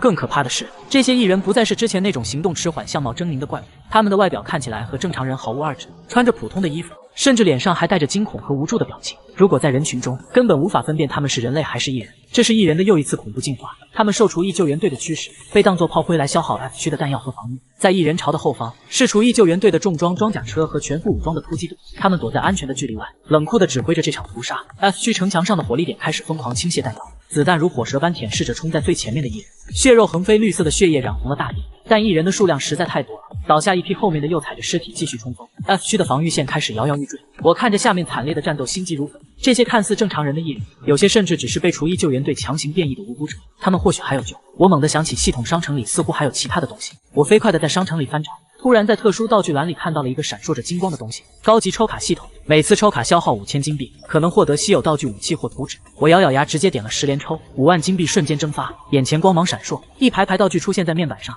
绝大多数都是普通的弹药和材料。但就在最后一张卡片翻开时，一道耀眼的紫光冲天而起，恭喜房主获得稀有图纸。还原药剂配方，我赶紧查看配方详情。还原药剂可以将处于变异初中期、外表尚未完全畸变的艺人重新还原成正常人类，但需要消耗特定的药材和大量的金币来配置。我大喜过望，这简直是逆转战局的神器！我立刻在商城里扫荡所需的药材，让唐小月和小薇在安全屋里紧急配置。同时，我已经冲到了安全屋的武器控制台前，我双手握住玻璃大炮的操作杆，透过瞄准镜死死锁定在艺人巢后方的厨艺救援队装甲车上。既然艺人是他们驱使的炮灰，那就直接打掉指挥中枢。我怒吼一声，系统锁定能量充能100%，玻璃大炮发射，一道粗大的刺眼蓝色光束从安全屋顶部喷射而出，以摧枯拉朽之势划破夜空，直接命中了一辆重型装甲车。没有爆炸声，只有令人毛骨悚然的嘶嘶声。那辆坚不可摧的装甲车在蓝色光束的照射下，瞬间如同烈日下的冰雪一般气化消失的无影无踪，连同周围的10几名救援队员也一同在这恐怖的高能光束下灰飞烟灭。战场上一瞬间陷入了死寂，所有人都被这如同神迹般的攻击震惊了。厨艺救援队的阵型顿时大乱，指挥官疯狂地大喊着后撤掩护，但我怎么可能给他们机会？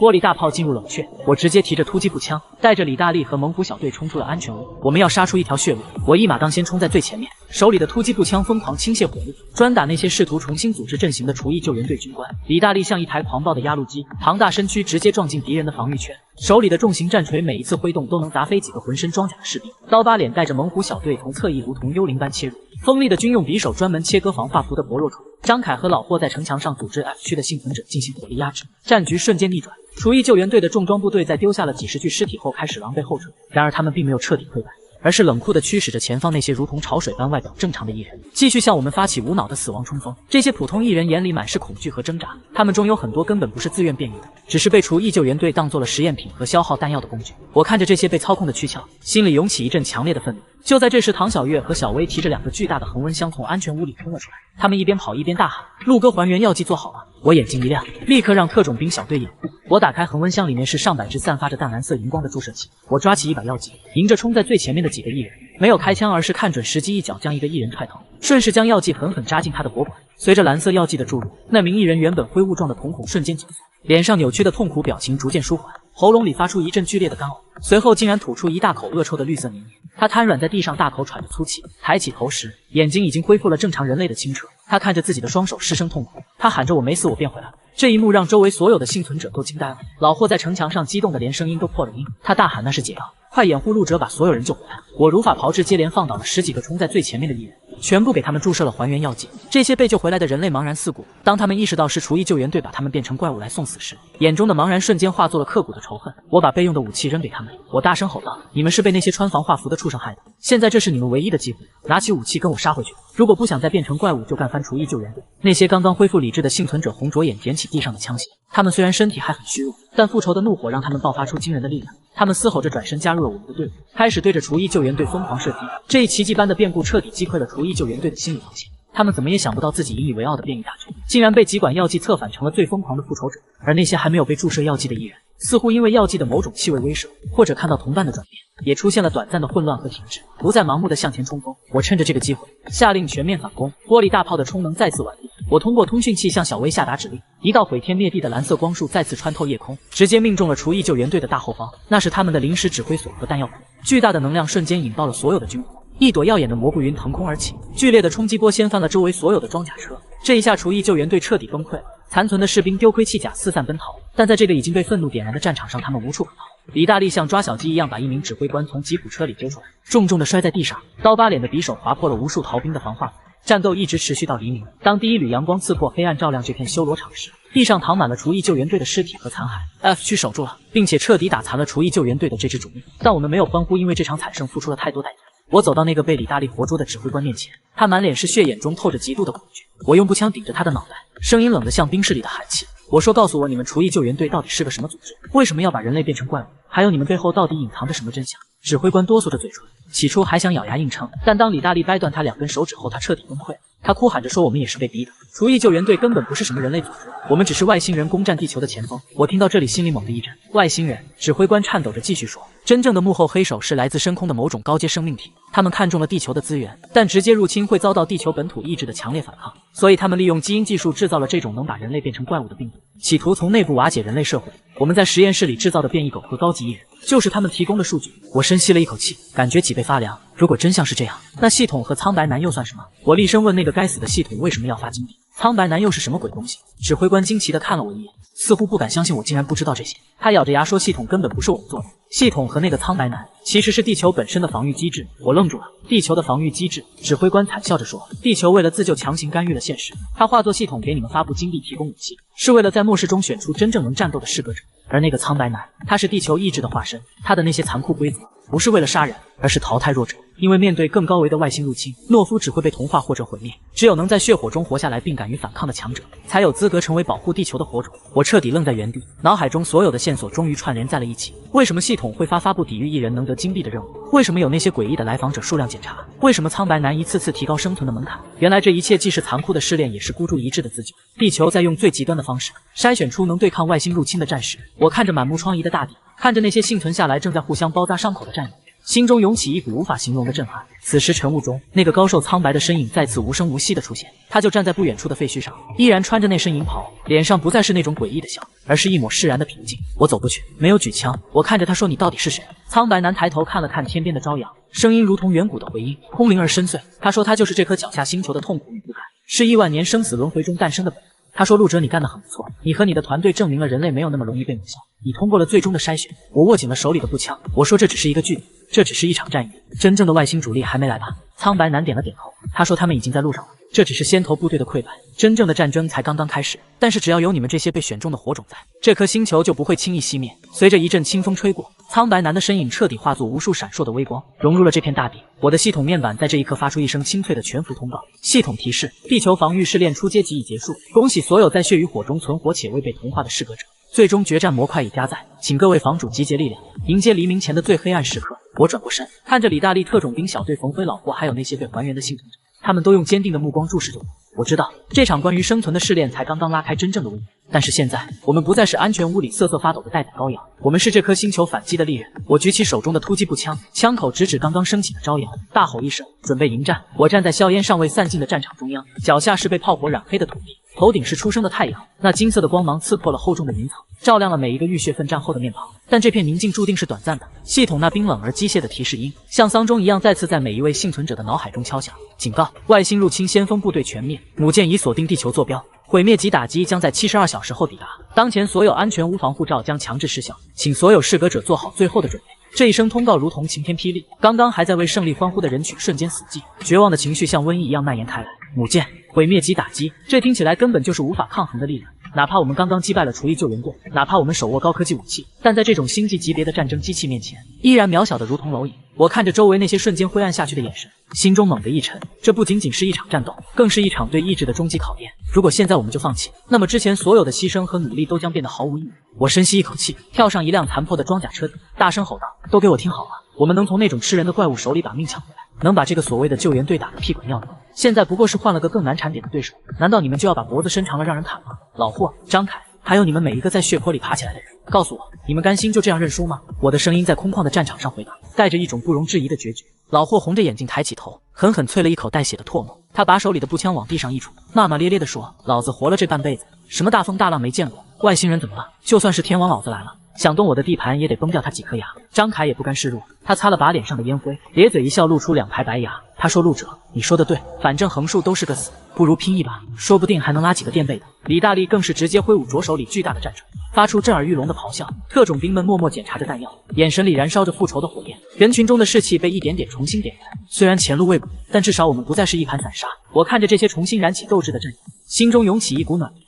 我打开系统面板，所有的积分和金币在这一刻毫无保留的全部投入。我要把这最后的72小时变成我们翻盘的资本。我大声下令，所有人听着，把 F 区所有的资源集中起来，我们要建造一个足以对抗外星母舰的终极防线。系统商店里那些以前看都不敢看的天价图纸和武器，现在统统买下来，我们没有退路了。接下来的3天 ，F 区变成了一个巨大的工地，所有人都像上了发条一样疯狂运转。唐小月和小薇带着一帮有相关技能的幸存者，日夜不停地在安全屋的地下室里感知高级能量电池。李大力带着一帮身强力壮的汉子，在 F 区的外围挖掘战壕，构筑掩体。刀疤脸和特种兵们则负责训练那些刚刚拿起武器的新人，教他们怎么使用手雷，怎么在战场上保命。而我则把所有的精力都投入到了安全屋的终极改造。系统提示我，安全屋达到满级后可以进行一次终极融合，将所有的功能模块整合为一个整体，变形成一座小型的战斗要塞。我毫不犹豫地选择了融合。随着一阵惊天动地的轰鸣声，原本就庞大的钢铁堡垒再次发生了翻天覆地的变化。外墙的装甲变得更加厚重且棱角分明，表面覆盖上了一层流动的蓝色能量护盾，顶部的玻璃大炮被升级成了2门双联装的高能粒子炮。而在要塞的最顶端，一根巨大的信号发射塔直插云霄，那是用来干扰外星母舰通讯的关键设备。72小时转瞬即逝，当最后一抹夕阳落下地平线，整个天空毫无征兆地暗了下来，云层像沸腾的开水一样翻滚，一道巨大的阴影笼罩了大地。那是一艘遮天蔽日的星际战舰，它悬浮在 F 区的上空，舰体上闪烁着冰冷而诡异的红光，无数的小型飞行器像蝗虫一样从母舰腹部涌出，密密麻麻地扑向地面。尖锐的警报声响彻云霄，外星军团的先锋部队着陆了。那些不是普通的士兵，而是身穿外骨骼装甲、手持能量武器的异星战士。他们身材高大，动作敏捷，手中的武器每一次射击都能在地面上炸出一个大坑，战斗瞬间爆发。F 区的外围防线在第一波冲击下就岌岌可危，幸存者们虽然拼死抵抗，但装备的代差实在太大。我们的子弹打在他们的能量护盾上，激起阵阵涟漪，却很难造成实质性的伤害，而他们的反击却是一击必杀。不少人在第一轮交火中就倒下了，眼看防线就要崩溃，我怒吼一声，启动了终极要塞的全部火力系统。双联装高能粒子炮发出耀眼的蓝光，2道粗大的光束划破夜空，直接命中了一艘正在低空俯冲的外星登陆艇。轰的一声巨响，登陆艇在空中炸成了一团巨大的火球，碎片像雨点一样洒落。这惊人的一击瞬间提振了所有人的士气。老霍在战壕里大喊：“打得好，兄弟们，看到没？他们也是肉做的，也能被干掉，给我狠狠的打！”我操纵着要塞的火力网，将所有敢于靠近的飞行器一一击落。同时，要塞两侧的重机枪塔也开始疯狂咆哮，金属风暴般的弹幕扫向地面的外星战士。那些原本不可一世的家伙被打得措手不及，能量护盾在密集的弹雨下纷纷破碎，紧接着被撕成了碎片。但敌人的数量实在太多了，母舰似乎被激怒了，主炮开始充能，一道毁天灭地的红色光束直奔要塞而来。我心头一紧，系统警告，检测到毁灭级能量打击，当前护盾无法完全抵御。我大喊一声，全体规避，同时把要塞的能量护盾开到最大，红光瞬间淹没了整个要塞，剧烈的震动让我几乎站不稳，耳边全是刺耳的警报声和金属扭曲的声音。护盾值在疯狂下降，50%、30%、10%。就在护盾即将破裂的瞬间，那道红光终于消散了。要塞虽然还在冒烟，外墙被烧得通红，但它奇迹般的挺住了。我擦了一把脸上的冷汗，眼神变得更加凶狠。既然你们想玩命，那就来吧！我通过通讯器对所有战斗人员喊道：“就是现在，趁他们主炮充能，给我反击！”李大力带着敢死队冲出了战壕，他们手里拿着刚刚赶制出来的电磁脉冲手，不要命地冲向那些瘫痪的外星战士。刀疤脸和特种兵们则在废墟中穿梭，利用地形优势，用狙击枪精准点射敌人的指挥官。战场变成了一台巨大的绞肉机，每一秒都有人倒下，每一秒都有生命消逝，但没有一个人后退。我们是在为自己的家园而战，为人类最后的尊严而战。就在战局陷入焦灼的时候，天空中突然传来一声奇异的嗡语，那个高瘦苍白的身影，那个代表着地球意志的男人，竟然再次出现在了半空中。这一次，他不再是那个冷眼旁观的观察者，他的身体散发出耀眼的白光，如同一颗初升的太阳。他张开双臂，无数的光点从他体内飞出，融入到每一个正在奋战的战士体内。我感觉到一股前所未有的力量涌入全身，疲惫一扫而空，伤口在飞速愈合，手中的武器仿佛有了生命。不仅是我，所有人都发生了惊人的变化。普通人的速度变得像猎豹一样敏捷，力量变得像熊一样巨大，甚至有人能够操控元素，凭空召唤出火焰和雷电。这是地球意志的最后馈赠，他把自己所有的能量都赋予了我。苍白男的身影在释放完能量后变得透明，他看着下面的战场，脸上露出了欣慰的笑容。他在消散前留下了最后一句：“去吧，人类，这是你们的星球，谁也不能夺走。”这股力量成了压垮外星军团的最后一根稻草。我们发起了全面的冲锋，那些原本不可一世的外星战士，在被强化的幸存者面前变得不堪一击。李大力一锤砸碎了一台外骨骼装甲，所过之处，外星人纷纷化为灰烬。我操纵着要塞，将最后一发高能粒子炮对准了天空中的母舰。系统提示：能量过载，发射后要塞将永久损毁。是否确认发射？我看着那艘庞然大物，没有丝毫犹豫，狠狠拍下了发射按钮。去死吧！一道比之前任何一次都要耀眼的光柱冲天而起，带着地球所有生命的怒火，直直地刺入了母舰的核心引擎。时间仿佛在这一刻静止了。紧接着，天空中爆发出一团比太阳还要耀眼的光芒，巨大的爆炸声震得大地都在颤抖。那艘不可一世的外星母舰在空中解体，碎片像流星一样坠落，燃烧着划过天际。地面上的外星残兵看到母舰被毁，彻底丧失了斗志，纷纷丢下武器投降，或者在绝望中自保。当最后一声爆炸平息 ，F 区陷入了短暂的宁静，随后爆发出了震耳欲聋的欢呼声，人们拥抱在一起，哭泣着，呐喊着：“我们赢了，真的赢了！”我瘫坐在控制台前，看着显示屏上逐渐恢复平静的数据，长长的出了一口气。唐小月和小薇冲进来，紧紧抱住我不放，泪水打湿了我的肩膀。我走出要塞，看着满目疮痍却又充满生机的大地，晨曦再次洒下。这一次，没有了阴霾，没有了恐惧，只有无限的希望。那些逝去的战友，那些牺牲的英雄，他们的血没有白流。人类在这场浩劫中不仅活了下来，还变得比以往任何时候都要强大。我们守住了家园，守住了未来。而我陆哲，这个曾经只想苟活的小人物，也终于在这末世的尽头找到了属于自己的答案。只要星火不灭，希望永存。天空中下着漫天的火雨，那艘巨大外星母舰的残骸像燃烧的流星一样砸向大地。虽然我们刚才拼死毁掉了母舰，但危机根本没有完全解除。一块如同山丘般巨大的母舰核心碎片笔直地砸向了我们曾经待过的区方向，大地震颤，发出震耳欲聋的轰鸣。就在这时，系统发出了全新的提示音，这次不再是那种冰冷死板的机械声，而是带着一丝急促和人性化。系统急报：星际坐标已被残存核心锁定，地球自动进入强制进化阶段，请适格者立刻摧毁跃迁核心。我低头看向自己面前的系统操作面板，由于刚才爆了外星人的母舰，我的击杀金币奖励直接爆表了，后面一长串的零根本数不过来，账户余额直接显示为9个9。唐小月和小薇紧张地跑过来问我接下来该怎么办。我冷笑一声，我说既然现在穷的只剩下钱了，那咱们就把这安全屋直接拉到顶配。我伸出手指在升级按钮上疯狂连鼓，10万金币、100万金币、1000万金币，金币像流水一样疯狂消耗。安全屋的等级从6级一路狂飙，直接升到了9级5级。整个钢铁要塞爆发出刺眼的蓝色强光，庞大的建筑主体开始疯狂向地下扎根，面积更是夸张地向外扩张了近5倍。厚重的超合金装甲层层叠加，整个基地彻底蜕变成了一座高科技的移动战争堡垒。系统提示：解锁重力控制立场，系统提示解锁空天悬浮战车大队，系统提示解锁反物质歼星兵工厂。张凯和老霍站在要塞大厅里看傻眼。老霍结结巴巴地说：“这哪是安全屋啊，这火力配置去打外星人老家都够了。”我拍了拍他的肩膀说：“地球意志把最后的底牌都交给我们了，没这身神装怎么去跟外星人抢地盘？”但我们还没来得及庆祝，之前派出去负责周边侦查的特种兵刀疤脸就发来了紧急的通讯请求。他的声音在频道里显得非常焦急。他说：“陆哥，你在H区坠落的那个核心碎片有古怪，周围的能量波动高得吓人，有大批残存的外星余孽正围在核心周围，他们在用残骸拼装一个巨大的星际跃迁门，想要强行召唤真正的外星主力舰队过来。还有更要命的情况。”刀疤脸咽了口唾沫，继续汇报：“之前那些被厨艺救援队造出来的普通艺人，因为吸收了核心碎片泄露出来的暗能量辐射，现在全都不受控制的暴走变异了，变成了体型好几米高的毁灭者。他们现在六亲不认，只知道疯狂杀戮，连我们之前用的还原药剂都被他们失效。”我听完心里猛地一紧，我就知道外星人不可能这么容易就被打发掉。如果让那个星际跃迁门建好，那地球就真成了外星舰队的后花园了。必须得在星门启动前把他们全端了。我把李大力、张凯和特种兵小队全部召集到指挥大厅。我看着这些出生入死的兄弟说：“休息时间结束了，现在咱们鸟枪换炮了，是时候去跟外星余孽清算总账了。”老霍主动提出他带着 F 区的幸存者留守满级要塞，利用要塞的重火力和重力场防备那些四周游荡暴走的变异毁灭者。我让他一定要守好家。随后我带着最精锐的突击小队来到了要塞底部的机甲机库，直接登上了刚刚解锁的高空悬浮装甲战车。战车的等离子引擎喷射出幽蓝的尾焰，带着我们像闪电一样直奔区。一路上地面到处都是疯狂破坏的变异毁灭者，这些怪物有的长着4条胳膊，有的浑身不断喷吐着强酸毒液，体型大的像一栋小二楼。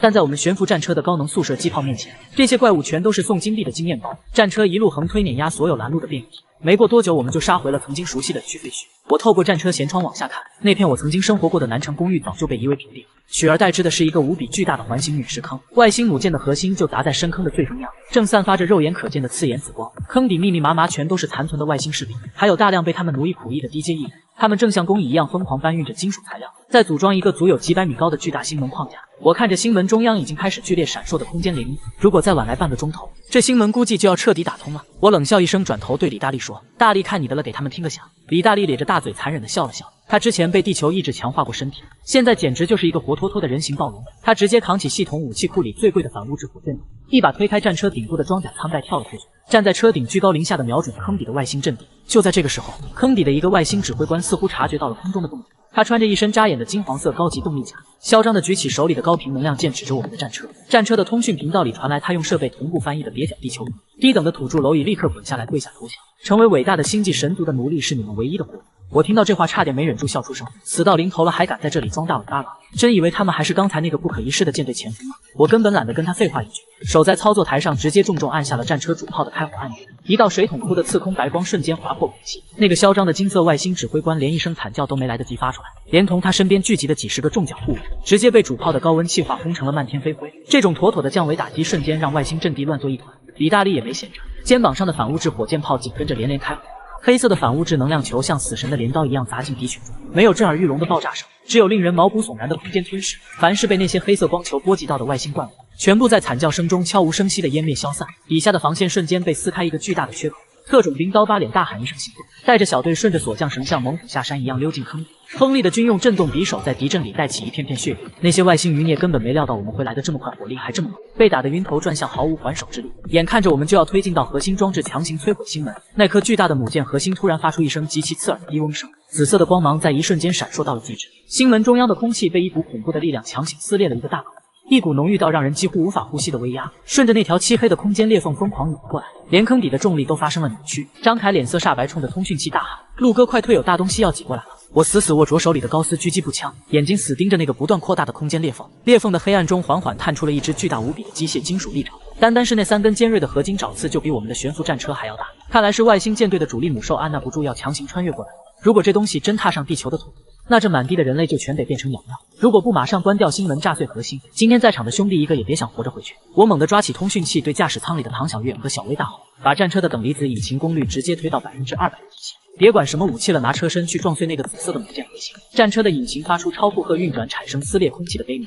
整个车身如同燃烧的陨石一般，倾斜着角度朝着坑底的光源猛撞过去。那只刚刚探出半个身子的巨大机械母兽似乎感觉到了战车的意图，它发出一声震动灵魂的音波怒吼，猛地挥动那只遮天蔽日的金属利爪，带起恐怖的风压，直接朝着我们的战车当头拍了下来。距离在肉眼可见的飞速拉近，剧烈的失重感让我死死扣住了安全带。生死胜败就在这0.01秒的交锋之中，那只巨大的金属利爪带着撕裂空间的风压拍了下来，战车外的能量护盾在接触的瞬间就发出密集的碎裂声，整辆车像被巨锤砸中的乒乓球一样剧烈翻滚。我感觉到五脏六腑都在错位移位，由于重力扭曲，我几乎无法控制自己的身体。在这千钧一发的死斗时刻，我再次咬牙开启了系统的狂暴超频模式，9级满级要塞的远程操控系统瞬间接管战车，战车底部的反物质引擎开始疯狂逆向弹射，硬生生在利爪拍碎我们的前一秒完成了侧身位移。战车在坑底的岩壁上擦出一长串炫目的火花。就在这擦身而过的瞬间，我死死盯着那个近在咫尺的紫色母舰核心。战车的自爆程序已经倒计时到了最后一秒，我一把拉过身边的唐小月和小薇，按下了单人逃生舱的弹射电源。就在我们被弹向空中的瞬间，满载着反物质能量的悬浮战车狠狠撞进核心，没有任何声音传出，因为那一刻所有的声音都被瞬间产生的黑洞吞噬。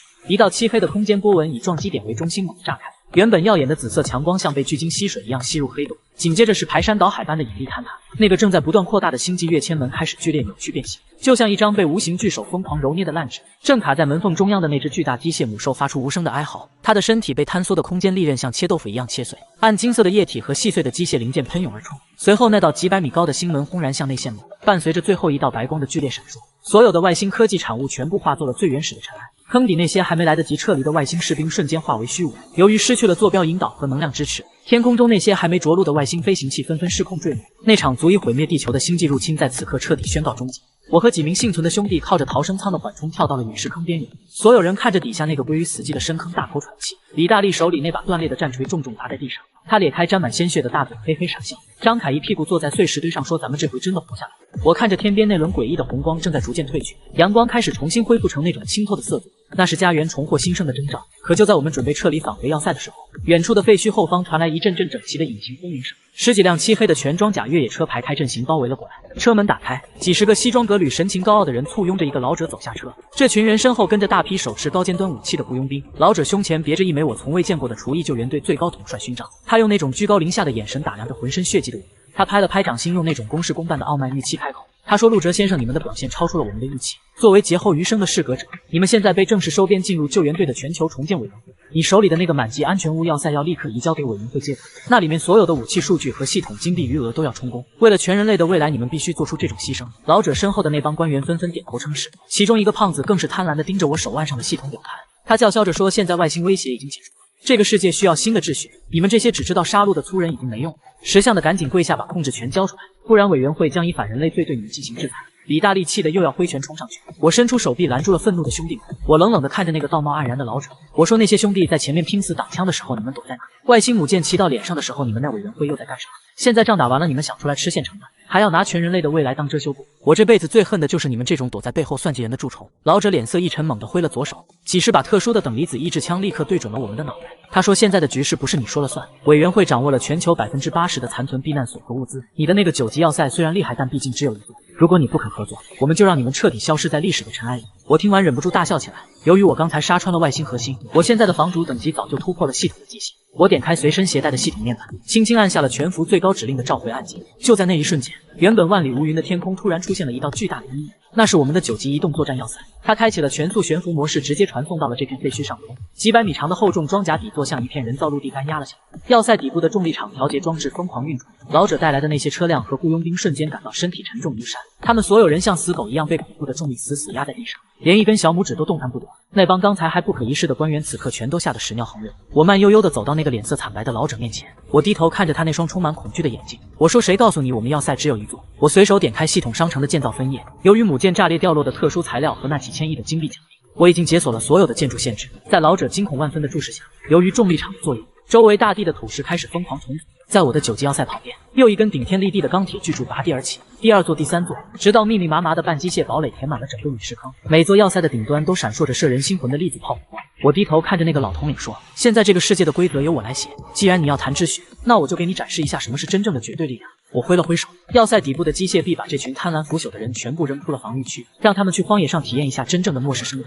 在这一刻，系统发出了最后一声清脆悦耳的全局通告。系统提示：由于房主陆哲彻底粉碎了外星意志并清除了寄生组织，地球防御试炼正式宣告满分终结，金币与实物兑换系统将永久保留。陆哲已被地球意志赋予传奇守护者称号。全球进入全面复苏重建阶段。听到这个声音，张凯和冯辉高兴地抱着手里的枪又碰又碰。唐小月和小薇跑过来，紧紧挽住我的左右胳膊。阳光此时彻底普照在满目疮痍却生机勃勃的大地上。我看向身后的满级要塞和那一排排钢铁森林，我转头对着兄弟们说：“以后没人能再把我们当成小白鼠来戏耍了。这片土地我们既然能杀回来，就能把它建设成最坚不可摧的乐园。”李大力憨笑着说：“以后是不是天天都能吃上红烧排骨了？”我搂着他的肩膀，我想起这一路走来的敲门声和那些惊魂深夜。我说：“以后不但有肉吃，而且咱们所有人都能在阳光下睡个安稳觉，没人再敢敲你的门来索取性命。我要建设世界上最安全的城市，让这里成为人类文明重新发芽的种子。”在欢呼声中，我关闭了那个陪伴我一路厮杀的血腥系统界面。我看着远处那些正在尝试反清的废墟草坪，心里那种沉甸甸的压迫感终于彻底消散。我是顶级房主陆者，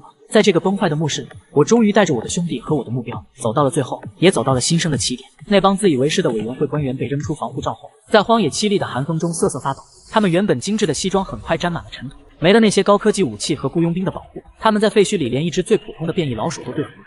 我站在要塞高耸的城墙上，冷眼看着这一幕，心里没有一丝怜悯。这就是末世最真实的法则，不劳而获的人注定被淘汰，哪怕是旧时代的权贵也不例外。转身回到指挥大厅，兄弟们正围在全息地图前兴奋地讨论着未来。张凯指着地图上一大片红色的区域，他说：“陆哥，现在咱们有钱有资源，先把这片被核辐射污染的土地给净化了吧，那里可是以前最好的产粮区，只要能种出粮食，哪怕系统以后没了，咱们也能活下去。”我点了点头，这正是我想做的。虽然现在系统商店里什么都能买到，但依赖系统终究不是长久之计，只有恢复地球本身的造血能力，人类文明才能真正延续下去。我打开那个令无数人羡慕的满级系统面板，在环境改造栏里毫不犹豫地点击了购买。成千上万台全自动环境净化机器人像蜂群一样从要塞的格纳库中飞出，它们不知疲倦地在废墟上忙碌，中和辐射分解垃圾，重塑土壤。原本灰暗的天空在净化力场的作用下日渐湛蓝，那些枯死的树木残骸被推倒，取而代之的是一棵棵嫩绿的树苗。仅仅过了1个月，要塞周围方圆百里的土地就重新披上了绿装，清澈的河水再次在河道里流淌。这一神迹般的景象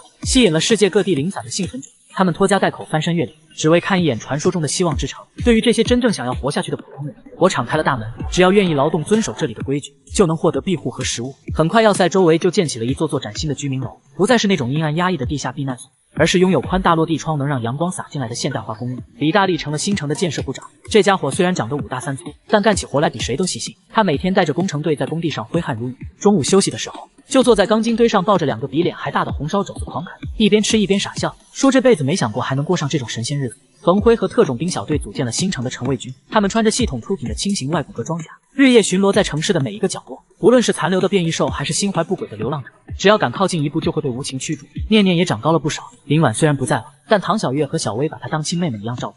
小丫头现在背着书包在新盖好的学校里上课。那天我路过学校，听到里面传出的朗朗读书声，那一刻我突然觉得，之前拼上性命去战斗的一切都值了。又是一个深夜，我独自一人登上要塞的最高点，俯瞰着脚下这座灯火通明的城市。街道上不再有惊恐的尖叫，取而代之的是孩子的欢笑和夜市的喧嚣。就在这时，身后的空间微微波动，那个熟悉的高瘦苍白身影再次浮现。他依然穿着那身银色的长袍，但身上那种令人窒息的压迫感已经消失不见，取而代之的是一种温和而平静的气息。他走到我身边，和我并肩看着这万家灯火。他说：“陆哲，你做的比我预想的还要好，地球的防御机制已经彻底稳定，那个残酷的筛选系统也是时候关闭。”我转头看着他，心里竟然涌起一丝不舍。虽然他曾经像个恶魔一样逼着我们在生死边缘挣扎，但也正是因为他的冷酷，才逼出了人类骨子里最坚韧的求生欲。我问他接下来要去哪，还会再回来吗？苍白男轻轻摇了摇头，他的身体开始化作无数光点，缓缓消散。他说：“我的使命已经完成，这颗星球不再需要一个冷酷的监工，未来的路要靠你们自己走。